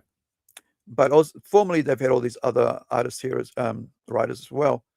So the name clamp refers to a storage clamp in the sense of a bunch of potatoes, right? There's reference to Dukion clamp school defenders, where a teacher is observed saying the word name clamp, right? So these, the four of them back in 1980 got together a group as an, to create and write manga. And they started out, formerly was, first formed in 1980s as a 12-member group creating doujinshi, right? Basically self-published works like us, right? Fan works. So doujinshis are like parodies or ongoing works, like people doing like their own versions of like Spider-Man. Unlike US, where everything's copyrighted and you can't do that, in Japan you can do that. You can actually do your own version of One Piece, and people will buy that, and it'll be okay. You won't get you won't get Disney's lawyers on you, right? Jumping down your throat and taking you to court for everything you got if you put out a comic book with Spider-Man on it. So that's how these guys started out, I guess from school, and then by 87 they produced their original manga, and by the time the group made its mainstream publishing debut with RG Vita in 1989. So you can see their style, right? It's I guess it's a classic anime style. Like if you look at the 80s, they have this sort of unique style of go back there. And this is their first work. So it will go bigger. Nope, it will not go bigger. So it's bigger that way. So you will always see this unique style in the art, and you'll know it's what period it's from. So that's his clamp. And there's another group, I can't remember. There's another writing group, Bones. I think Bones is the other one. What's it? Bones team? Is it like Bones anime team or something like that? Let me see if we can do this. Oh, manga artists. Oh, well, I guess he thought that I was hosting the show. I have so many interesting things to say. He should totally let me on his show. What do you think? Well, he hasn't let me on his show. I think I'm more important than you, don't you think? Maybe. He's gonna love that though. He's gonna love that side swipe that I just did to you, right? He's gonna take that on his show. He's gonna talk about how we are breaking apart. And Oh yeah, should we start yelling at each other? Yeah, and then we're like we hate each other, and that's the way we're gonna do this. He can take that on his show and talk about us. Like I was in the chat and I saw the Monkey King fighting it out with Timothy. So this is the Bones group. Here we go. So Bones is an animation company, right? So these are two names you got to remember about when it comes to manga and anime: Bones and Clamp.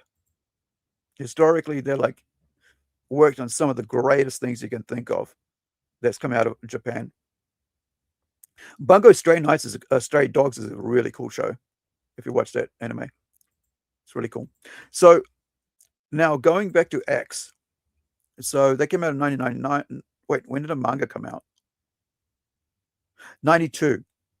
Right. So original run ran for about 11 years. Yeah, 11 years, man. So it was a monthly Asuka magazine. That's where it came out. This is what I mean, like the art style of the 80s, right? These like really thin chins, arrowed chins, whatever you want to call it. And Katakawa Shoten now. I think it's just called Kadokawa. So the story behind, let me see the manga. What is the story? Where's the story?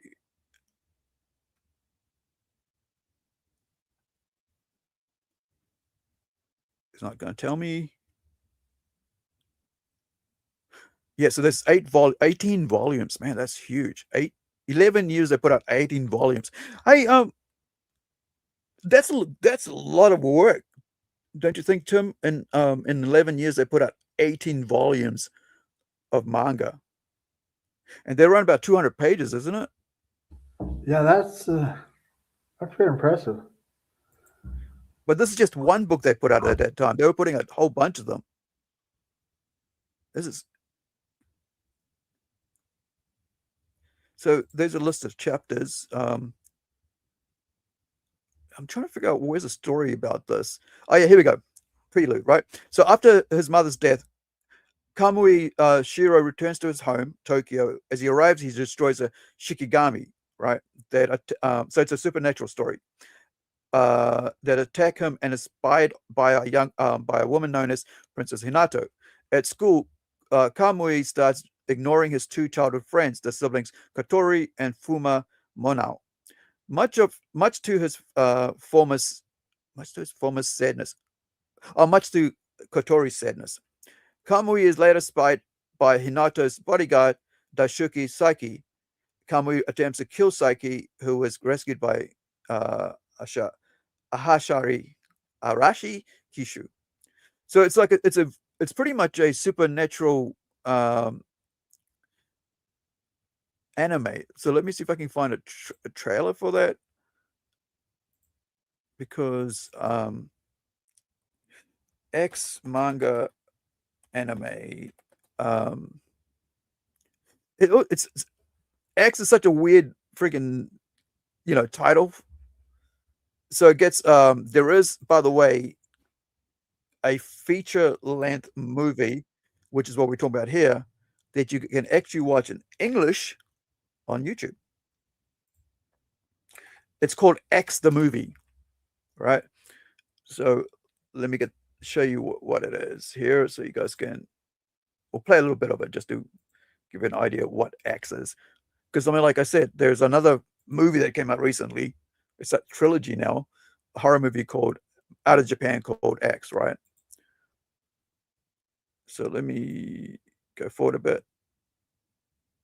Get that. Let's try there.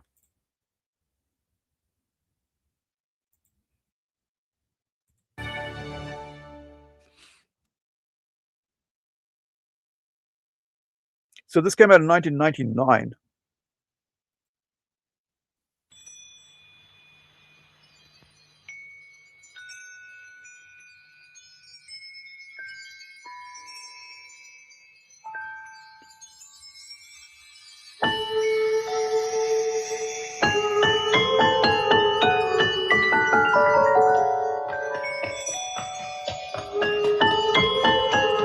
Oh, 96, sorry.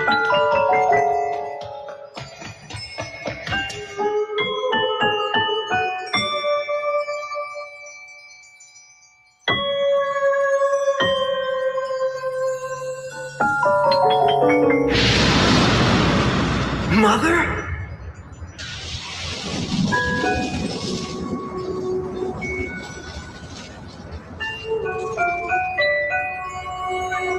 Mother, no!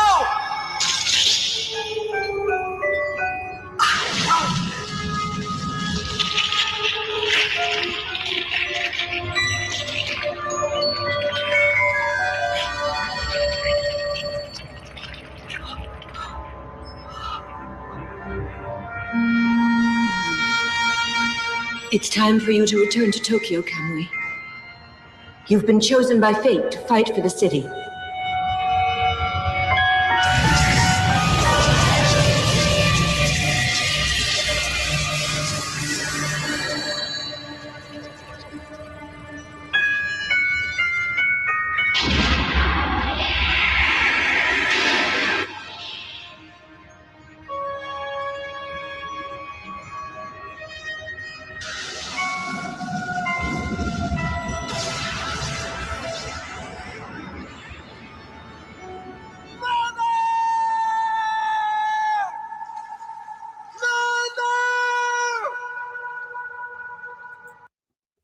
So yeah, Supernatural, pretty hardcore. X the movie. So this is why I had trouble trying to find out what X was because it's called X the movie. And if you look for X, you'll have like random stuff come up on there. So in 1999, and this was 96 was the movie. In 1999, a battle takes place between two factions of divine warriors for the fate of the world. And yes, I have seen it. I gave it a 6. I mean, like when you're looking at older movies, you know, decades later, you don't have the same impact that would have had if I'd watched it at that time because you've got 30 years of friggin' manga and animation stories and art styles have changed. And so, yeah, it's, I guess the manga and the TV show would be much, series, I should say, would be give you a better idea than this condensed I don't version. understand why they went from like really gritty, over the top violence to this cutesy crap that they're doing now. It's not all cutesy though. That's the thing. I mean, that's the reason behind this Well, I series. mean, like what's popular with the kids nowadays? It's always like Pokemon this or something kiddish. Well, the reason that's popular is because it incorporates games. The card game, right? I mean, but like And remember in the late '90s, it was like just crazy shit going on in these cartoons, and all of a sudden they just kind of soften it. I think it has to do with the fact that when you've got a Western audience, they're not really into that. They're raised on Superman, right? And Batman, and I guess Batman's a bit more darker, but like on Spider-Man and stuff. So it's a bit more tame. But then if you're looking at animation, it's a Tom and Jerry, right? A Tom and Jerry, right? And it's it's Hanna-Barbera. So it became a bit more tame. But no, there is a whole bunch of really hardcore animation out there right now, as well as Yeah, the but cutesy. when I was getting into it, it was a friend had Ninja Scroll, he had Ghost in the Shell, a bunch of these, and like we watched the Street Fighter anime from 1994, and it was just over the top and insane, and it was awesome. And then I saw well, I mean, Fist of the North Star, which is my personal favorite. Sure. Yeah. Yeah, and they actually made if I remember right, way back in the 90s, they actually made a live action of Fist of North Oh yeah, Star. I heard about that. I heard that's notoriously bad. Yeah. So nobody mentions it anymore. Fist of the North Star. They made a sequel series, I think. Yeah. Yeah, that came out in when was the live action? 95. Yeah, so this is it here. The original Fist of the North Star cartoon was the shit. Yeah. Yeah, that came around about 94 or earlier than that. So this is the American, and look at it, 3.9 out of 10, right? So you can see how bad it is. And this had Gary Daniels and Malcolm McDowell, right? Of course, Malcolm McDowell is an amazing actor, but not sure what happened to Gary. But this is like, I mean, people are talking about, like, oh, cultural appropriation, or, race swapping. Dude, Kinshiro. Way back in 95 was like a white dude. So let's have a watch of this.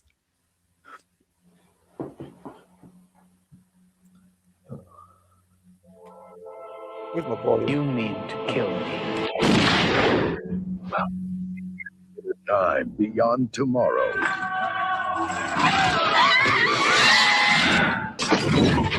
A new order has begun. Innocence has no chance. And only the North Star can bring back the peace. Fist of the North Star!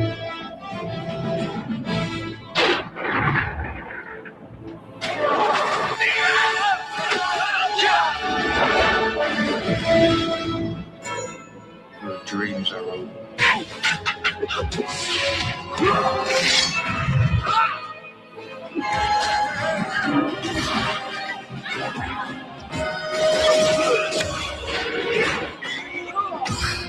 Fist of the North Star.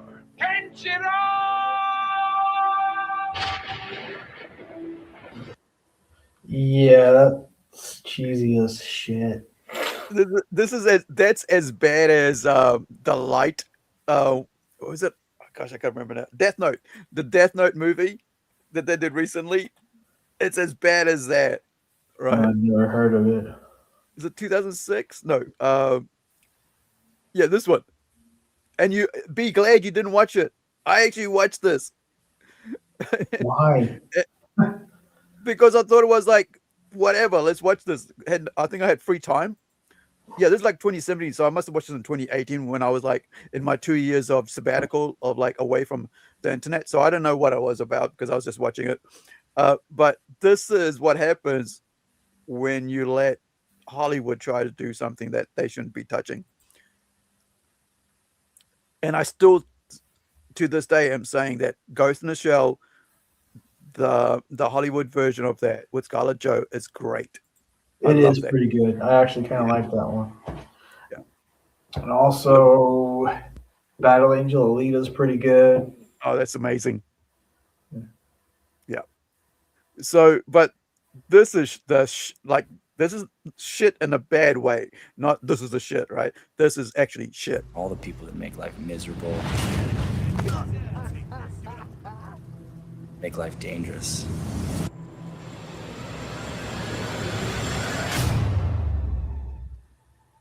What if we can change things?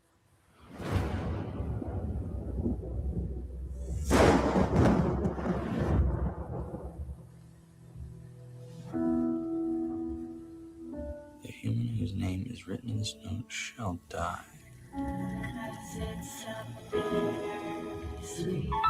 Ryu. You're a death god. Yes. What exactly can I do with this death note? Put your name down and see what happens. It's so bad. It's not going to solve a few crimes. It's going to solve all crime. Do you think that I'm crazy? I think you're not crazy enough. We could change the world. The killer has taken credit for over 400 deaths. Although we do not know how he kills his victims, we do know he's not some omnipotent force. He's a person, like you or me. Yeah, they made him black. They made light black. Is it light? I get confused between the two. I mean, like I've seen the entire series, but like I still get confused between the two. I can't remember who's light and who's not, because it's been like about a decade since I've seen it. Like 20. Yeah, it's about a decade since I've seen this thing, 2017. But like, I was watching the anime series, then saw this, and I was like, I'm not watching this anymore. It's like Into the sun. I'm just here to make sure you. Talk about race swapping to the max. Like, okay, he's a white dude, now he's a black dude, and everybody hated it. It's like, look at how bad this is. This is even worse than Fist of the North Star, Tim. Look, it's 2.5. I think what did Fist of I think Fist of North Star got 3.9, right? And that was like in 20 years earlier. Yeah, 95. Yeah. Oh, actually, it's actually not that bad. It's like Fist of North Star is still bad, worse than that then. But both of them suck eggs, bro. So bad. All right, let's get back to our countdown. This is number 9. Give me the right one. Let's go. Here we go. So this is. Oh, wait, number 12? Yeah, X was number 11, so number 12. The Ocean Waves is a 1993 Ghibli film made entirely by the studio's younger staff. No Miyazaki involvement. It is a grounded romance about a love triangle between three high school students in a small coastal town. No supernatural elements, just real human emotions handled with care. At around 70 minutes, it could have used more time, and some character development feels rushed. But what is there works well. It is easily the most overlooked film in the Ghibli catalog, and it does not deserve that status. Golgo 13, Now, it sounds to me like this is just a standalone movie. I'm not sure if this is like oh, Golgo, by the way, is one of my favorites. If you've never seen Golgo 13, do it. So I want to see if this is a manga or if it's just a standalone animated movie. Yeah, it is. It's an original story. So yeah, that's why it's probably haven't looked at it, because it is an actual standalone movie, animated movie, rather than a something based on a series of light novels, books, or anime or manga. Sorry. So let's watch the full trailer rather than just a number. I wonder if it's in English. So this came out in '93.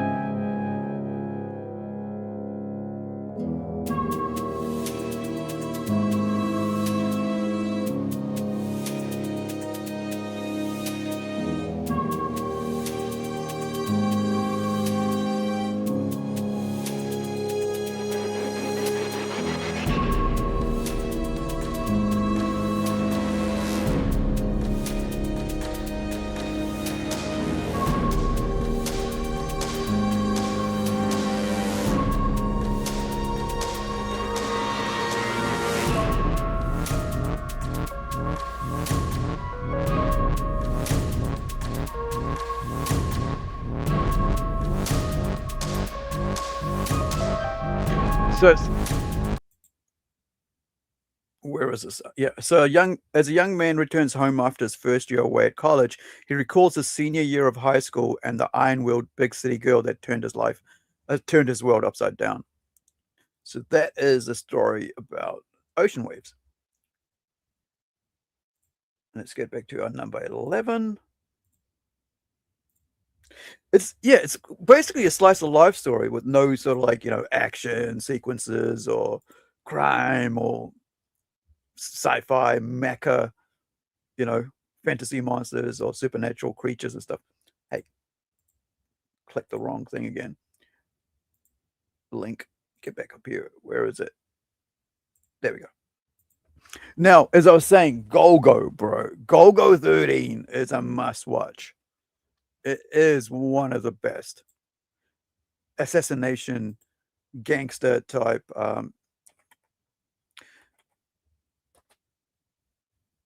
what is it called? Shows, crime shows, right? Animes.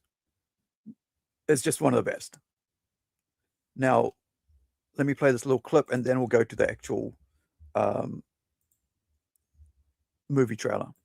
Professional was released in 1983, and this was one of the first anime films made specifically for adult audiences.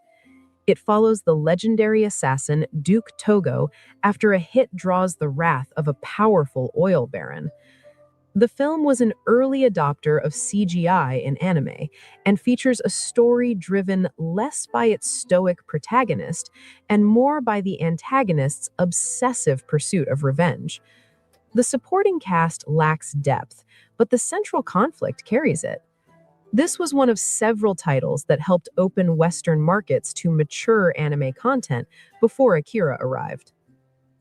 Wicked City is directed by Yoshiaki Kawajiri in 1987, based on a novel by Hideyuki. we'll get back to you, Mr. Wicked City. Now, let's cruise over to the IMDb trailer for Golgo 13 so you get a more idea of what this awesome movie is. And also this series, right? There's a whole bunch of them.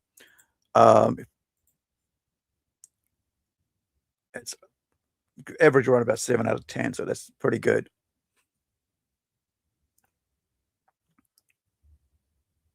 So after killing the son of a powerful oil tycoon, an infamous hitman is targeted by American governmental forces and superhuman assassins. Now, Osamu Dezaki, if I remember right, is a well-known director, right, and writer. So Blackjack, one of my favorites. If you've never seen Blackjack, it's like House before House, right? But this is like a very, very smart house. The TV show, is it House MD? Isn't that what it's called? I think that's what it's called. But like, I seriously love Blackjack. Clannad, of course, if I remember right, Clannad is about the girl with the who's no, that's not a different one. What's it? That's not Clannad. What's the other one? But yeah, he's so many titles to his name, man. As a director, but of course, Lupin, one of the greatest. So yeah, Golgo, Lupin, Blackjack, amazing shows. Yeah. Osamu Dezaki. Why am I keep saying his name backwards and misspelled? So yeah. So hand-drawn animation, 90 minutes long. So check out this trailer.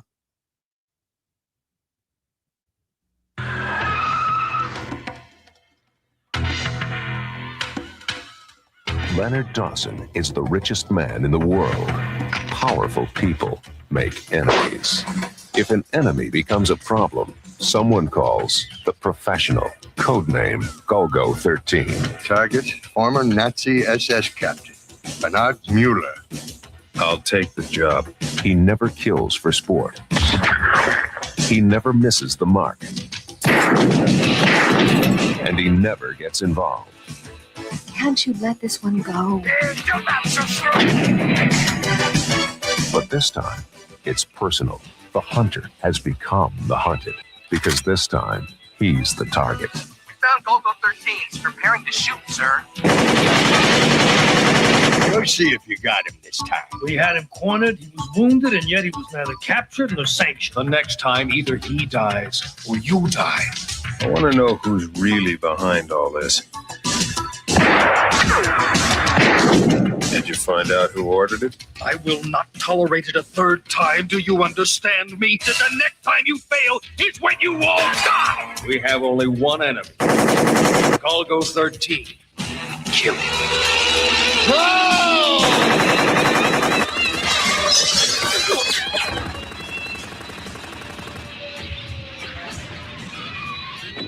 How long can the And I'm back. Oh, look at that. The Professional.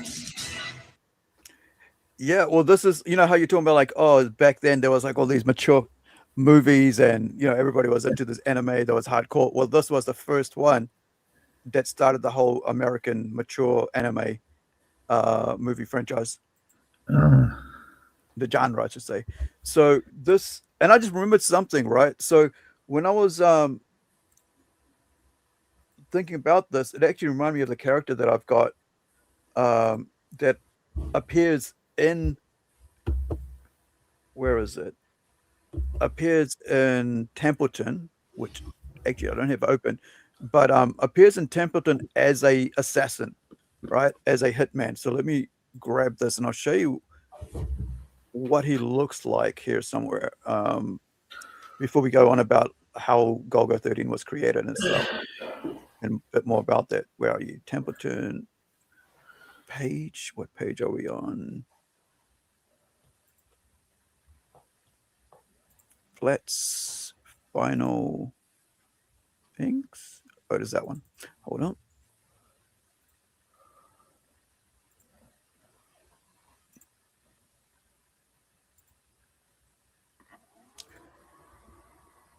No, that's not the one. Where's the inks?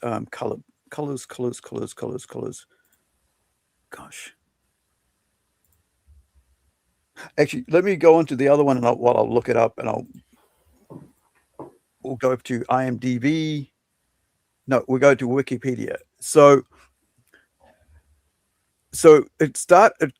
check out how old this manga is, right? 1968. Look at that. Is that the same one you're talking about? The Golgo 13, Yeah. The Professional? Yeah. So that's a 1968 film, but it came to the States in 1983?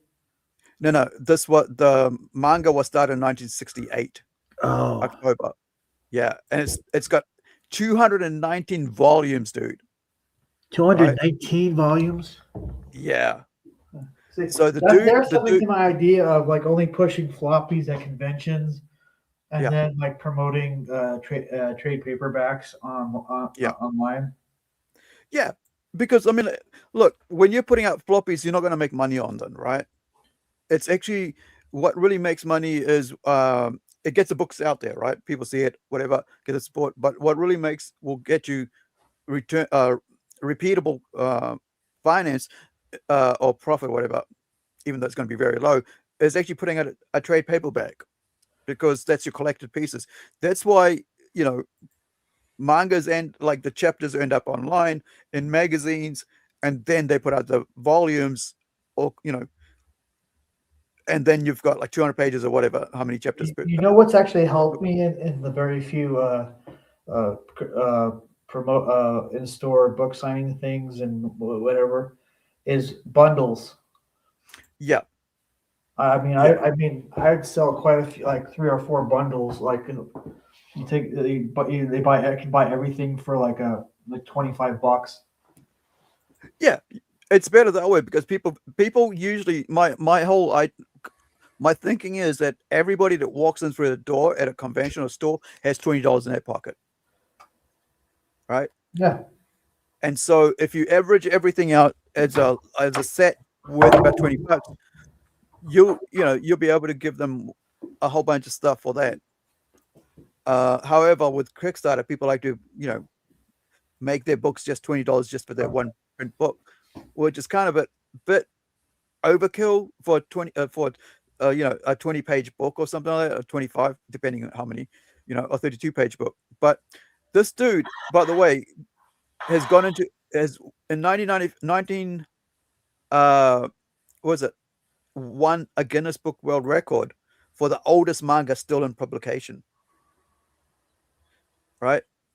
Before his death in 2021, Saito said that he wanted the manga to continue on without him. He had previously raised concerns that the manga may be unfinished before he passes away.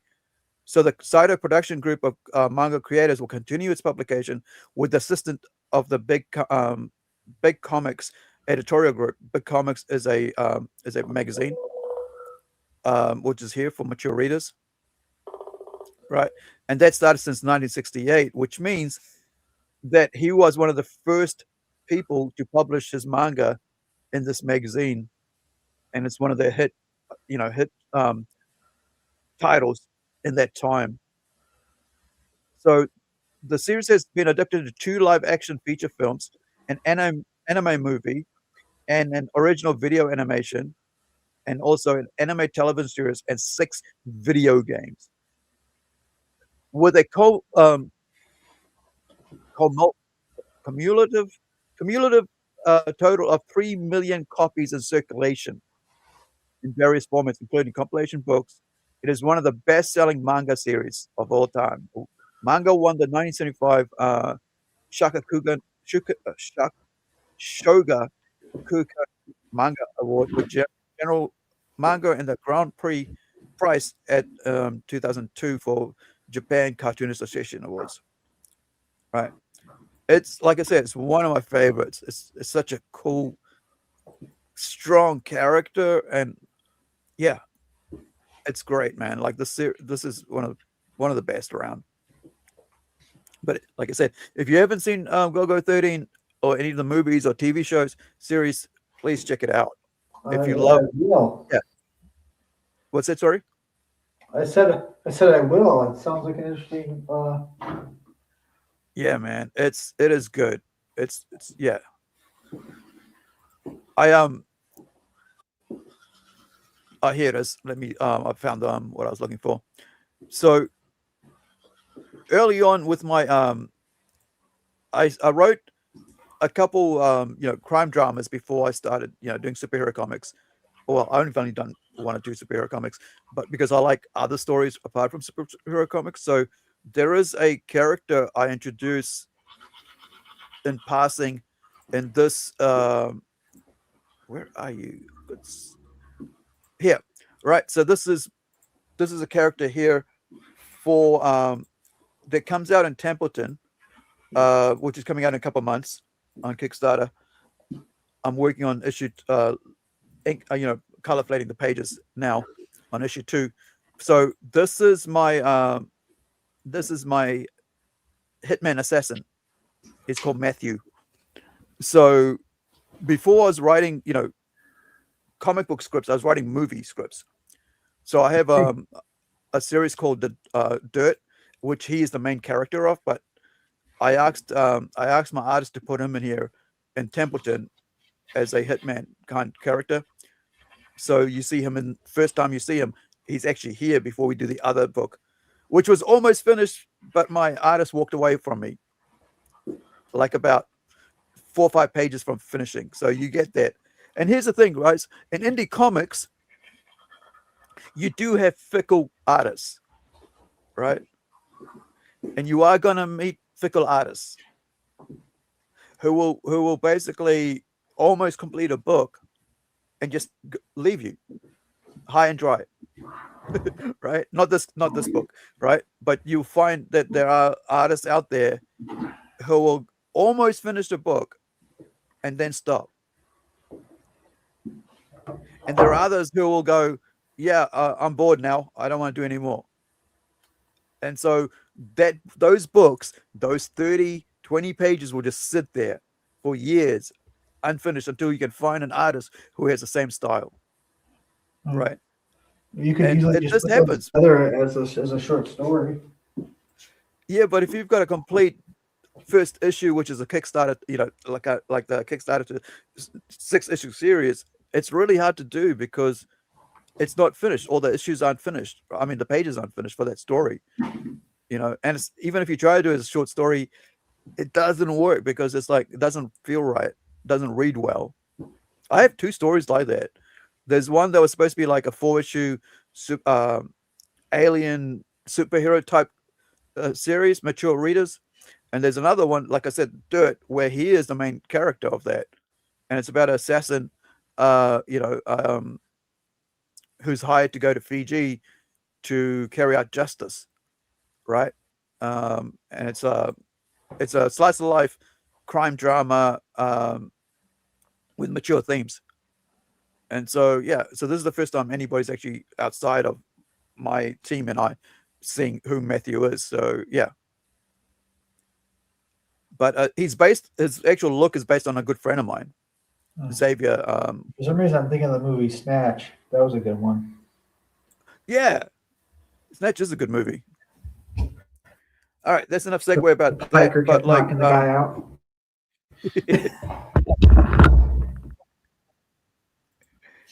You all right? You sound like you fell over.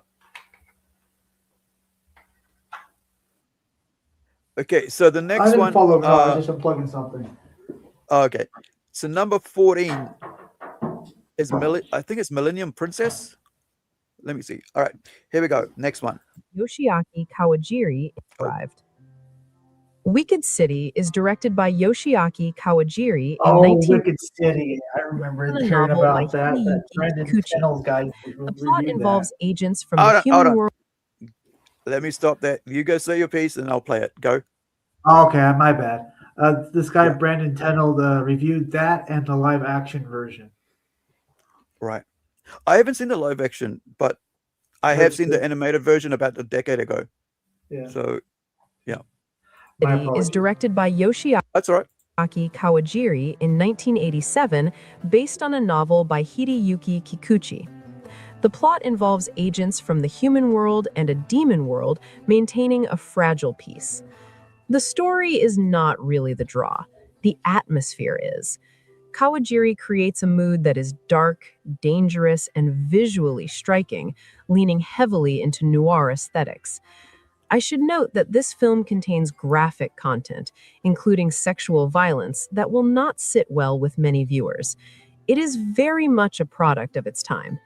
If you can handle the more extreme elements and enjoy dark supernatural thrillers, it delivers a specific kind of experience that few other films offer. It is not one I would recommend broadly. Venus Wars is I would 100%. If you're an adult, right, and if you like animation, you got to see it. Or to quote Brennan Tennant, I just want to watch some really fucked up anime. Yeah. Well, I mean, these are like this is what's in this day and age has what, historic these these movies shaped how we look at animation and watch all these other people get inspired to do what they do now. Right. Without these, they would have nowhere to be no feet to stand on. Yeah. Yeah. These are the giants, right? These are the giants of anime historically. Right. Yeah. So where are we? So Hishiaki Kawajiri. Let's have a look at this director, because it's he's another classic, right? These Ninja Skull, there's your favorite one. Vampire Hunter D, another one of my favorites. Oh yeah, that's a good one. Yeah. That's a good one. Let's have a look at before I play the trailer. I want to go check out the program, right? And Animatrix, the program. So because it's been a while since I watched Animatrix. The program.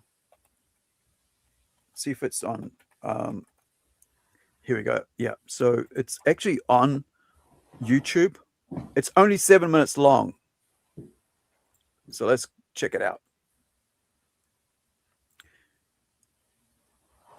And it's got that classic feel to it as well, which is really cool. So the same director as Wicked City, right? I can see an influence on the Matrix. Yes. So this is his segment from that animated series. I mean, standalone.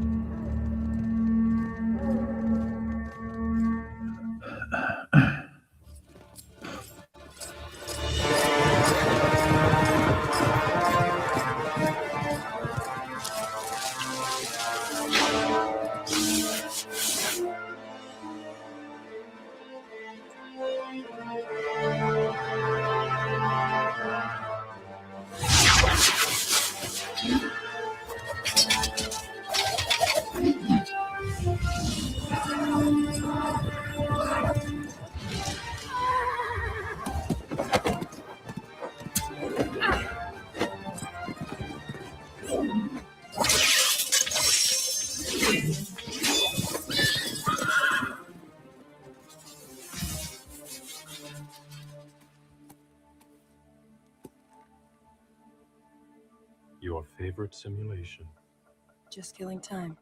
You want to spar? as you wish.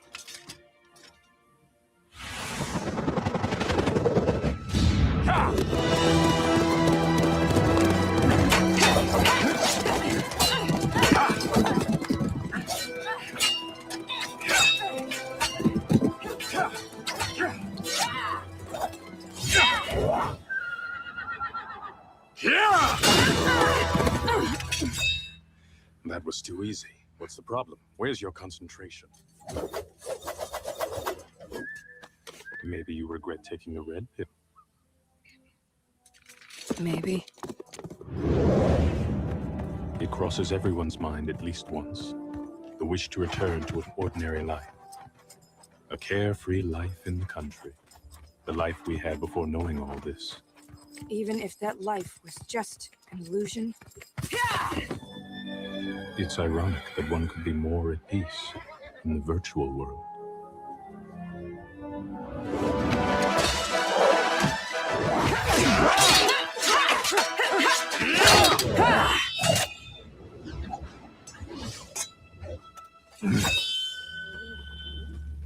Finally starting to warm up. Listen to me. I have something I want to talk to you about. It's all right. I've blocked the signal so no one else can hear us. So what? You gonna propose? I'm going back to the Matrix, and I want you to come with me. Come on, be serious, Duo. Stop teasing me.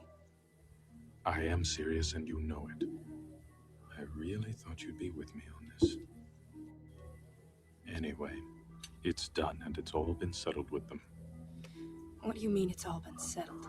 This is the only way. It's just a matter of time before Zion is wiped out. Come with me. Stop it. Please do not do this to me, Duo. We can't. We can! I've come to my... Some people don't like to be free, you know that? Some people just like to wallow in that misery. Well, some you people know, like the routine, and taking chances is scary. But this is what an anime version of the Matrix, I'm guessing. Yeah. The Animatrix. Have you never seen the Animatrix? No, I've never seen the Animatrix. Oh, dude, you are missing out. So the Animatrix is like the animated short collection of short stories that they put out when the Matrix came out. And let me see, when did it come out? It came out in 2003, and it has about I think it's about 8. Yeah, there's about 8 different stories in this. It's brilliant, dude. I think I have it in my DVD collection. If I don't, I should have it somewhere. But it is, yeah. This is one of the stories. So this, like, they had like people from all around the world do, like the masters of animation do it. So he was asked to do this as well, and this is his version of it. And like, I love seeing these bamboo. Have you seen is it Sitting Tiger, Hidden Dragon? Crouching Tiger, Crouching Tiger, Hidden Dragon. Yeah, so there is a sequence in there where they're fighting in the forest, right? The bamboo forest, and it's just like this. So watching this is just so cool. Watching all like the cutting of the bamboo and the leaves falling. It's just, yes, it's amazing. My senses. You should do the same. I took the red pill because I wanted to know the truth. But I don't care about the truth anymore. What's real doesn't matter. What's important is how we live our lives. Are you listening to me? You know I'm right. But we can't go back, Duo. We know the truth now. We can forget all of this. Duo. I know how. Trust me. Don't be afraid to look into your heart. Say what you're really feeling. Tell me. I can't. I don't know.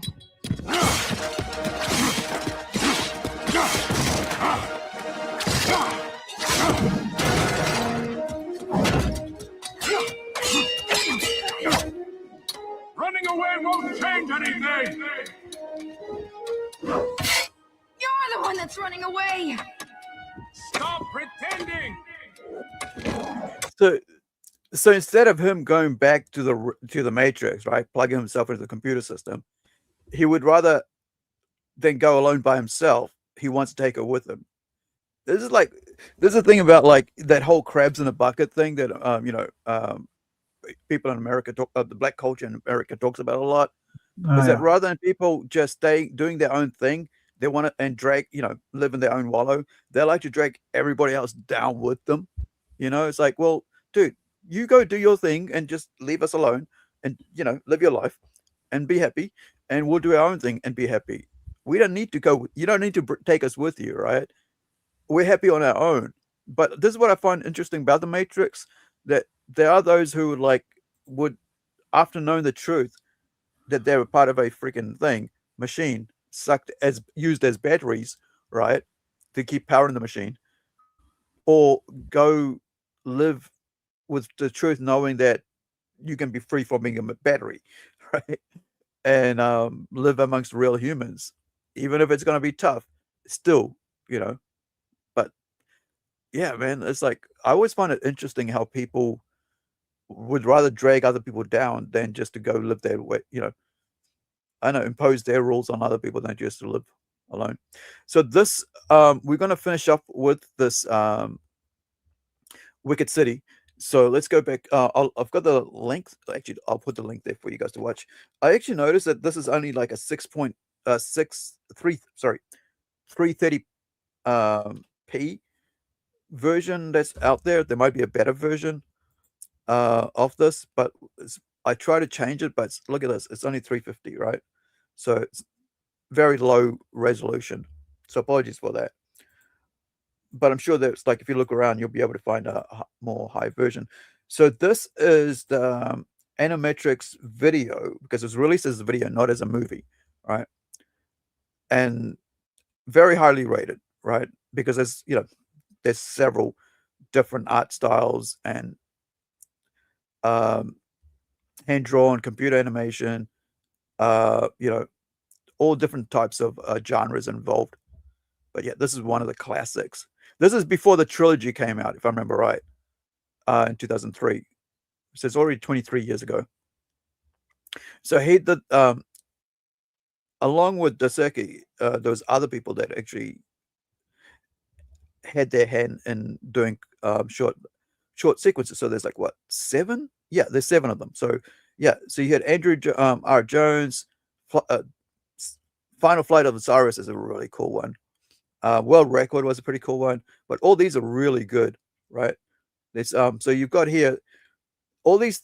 I think the idea behind this was that it was inspired. It's what inspired the Wachowskis to do Matrix. So the elements, and so they had these people actually do the work there. So there's some really cool. Actually, there's 8. So there's 2 sequences there because it's got part 1 and part 2. But yeah, do check it out if you've never seen it, like Tim, right? But it is a great standalone, almost 2-hour long, right? Animated movie, you could say. So this is the Wicked City. As we finish up here, we're just gonna have a quick look at other stuff about it, whether it was just a standalone movie or if it was anime.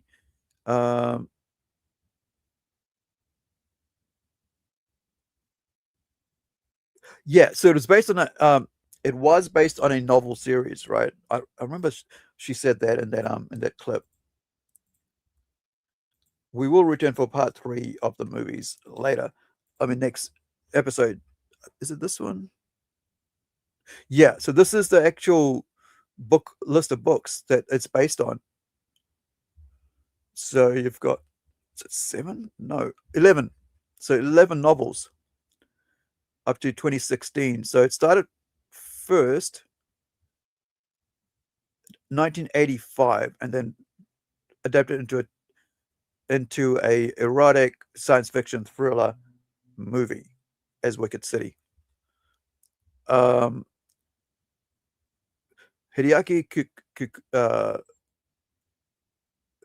so Hideaki, best known for his horror novels. His most famous include Vampire Hunter D, Dark Side Blues, and Wicked City. So everybody knows Vampire Hunter D, right? Classic. So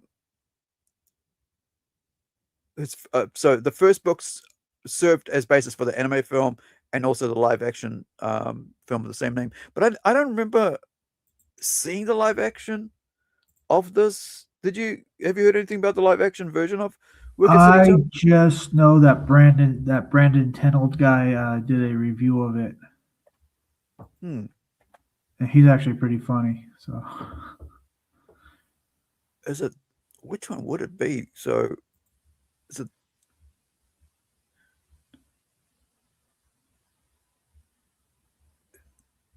That doesn't seem like it. Wait, let me see if which is the movie that they did for live action? 1992, right? So it was produced by Suhak. I know that name in Hong Kong. So okay, that's the cover of it. I just figured out what the name of that. I mean, what it looks like. So now be able to find out which one it is. It's the red. Wait, did you say 1996? 92. All right, let's look it up by year. So it's made. It says Hong Kong. There it is. So this is a live action version of. I've never heard of it. So Lung and his partner Ling is assigned to go after Daishu for selling a drug from the Raptors world called Happiness, which causes people to evaporate. Ling, and Wen Gai join forces to fight the Raptors. So this is like a Chinese Yeah. adaptation of the Japanese horror thing. So yeah, it's got sci-fi, Cantonese, Miss Hong Kong, right? So I know Hak Su because he has worked on a lot of stuff, man. He's another great Hong Kong movie director, right? Once Upon a Time in China is a well-known Asian, Asian movie. This is like before China took over Hong Kong, right? This is the cinema of Hong Kong, Chinese cinema. When it came to Hong Kong, they produced so much good stuff. Chow Yun-fat, one of the greatest Chinese actors of all time. Been in so many friggin' movies, man. The most famous, if I remember right, is The Replacement Killers, which is and of course Crouching Tiger, Hidden Dragon. So if you've never, this is a really cool movie because I think it was Bridget Fonda. No, Mira Sorvino. So this is an Antoine Fuqua movie. This is when Antoine Fuqua was top of his game, right? Equalizer, that's most recent, Magnificent Seven, Southpaw. But back down here, if you go down to the 90s and 80s, you'll find there is, I think the Equalizer was his biggest hit, and with Training Day, right? So there was a TV series, but there was also the actual, where is it? Here it is. I didn't press again. So I think it was there was a Training Day movie, Shooter, Equalizer 2.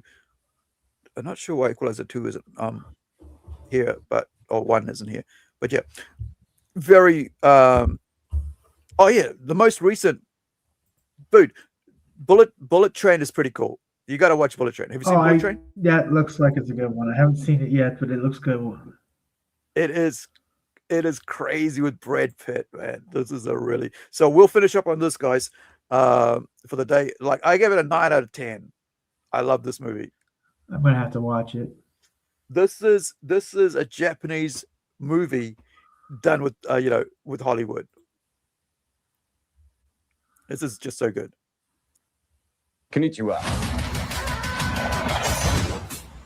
Right, on schedule. Deer Creek International Business Solutions, how can I help you? I am ready. Well, that's great, Ladybug. Ladybug. Your new operational name? Oh, I see what you're doing. Ladybug's supposed to be lucky. Ha! You don't have bad luck. Really? My bad luck is biblical. I'm not even trying to kill people and someone dies. Remember the suicidal bellboy? You drove him to the hospital. Hang in there, buddy! And he didn't die. Okay, the wedding. Tequila? Johannesburg. It's time for some change. You wanted simple for your first job back. Doesn't get simpler. We need to find the person who took that case. That's too easy. Shit. What? Remember those two wackos from the Bolivia job? The twins? Yeah, not so sure they're twins. Get off the train.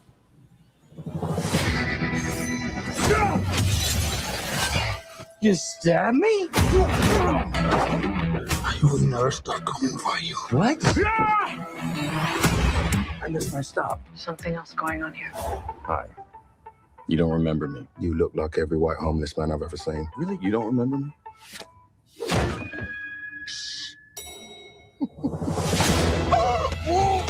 He's a bag of dicks, lady.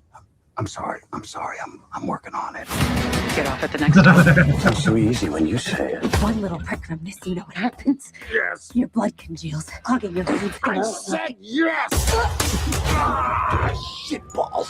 You're going to want to hear the whole story. What's waiting for us in Kyoto? The White Death, with his army of assassins. There's this soulless psychotic leader with the largest criminal organization on the planet, shoved right inside. I don't see the White Death letting any of us off this train. We need to come up with a plan. I'm gonna hurt people. What's happening to your face? Maybe there was a little head trauma? Maybe. I gotta get off this train. Sorry, buddy.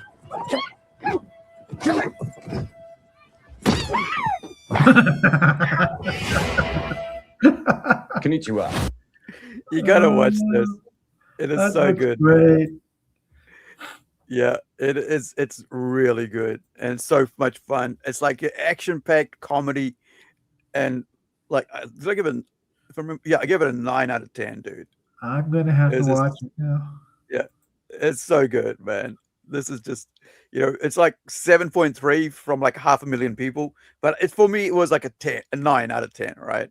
9 out of 10. And That's it's just like good enough. it's a train full of killers, right? And also of course the director of Deadpool 2. You can't go wrong by that.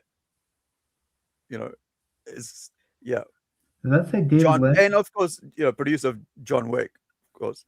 Sorry, Tim? Did that say David Lynch? Hold on. Hold up. David Leitch. Oh, Leach. Okay. Yeah, no, it'll be more creepy if it was David Lynch. All right, guys. Thank you so much, Tim, and thank you everybody for watching. Thank you for stopping by. Please like, subscribe, share, and do all the wonderful things that you're supposed to do to help us beat the YouTube algorithm, whatever it is. And wherever you are, be well, be safe, be happy, and enjoy the good things in life.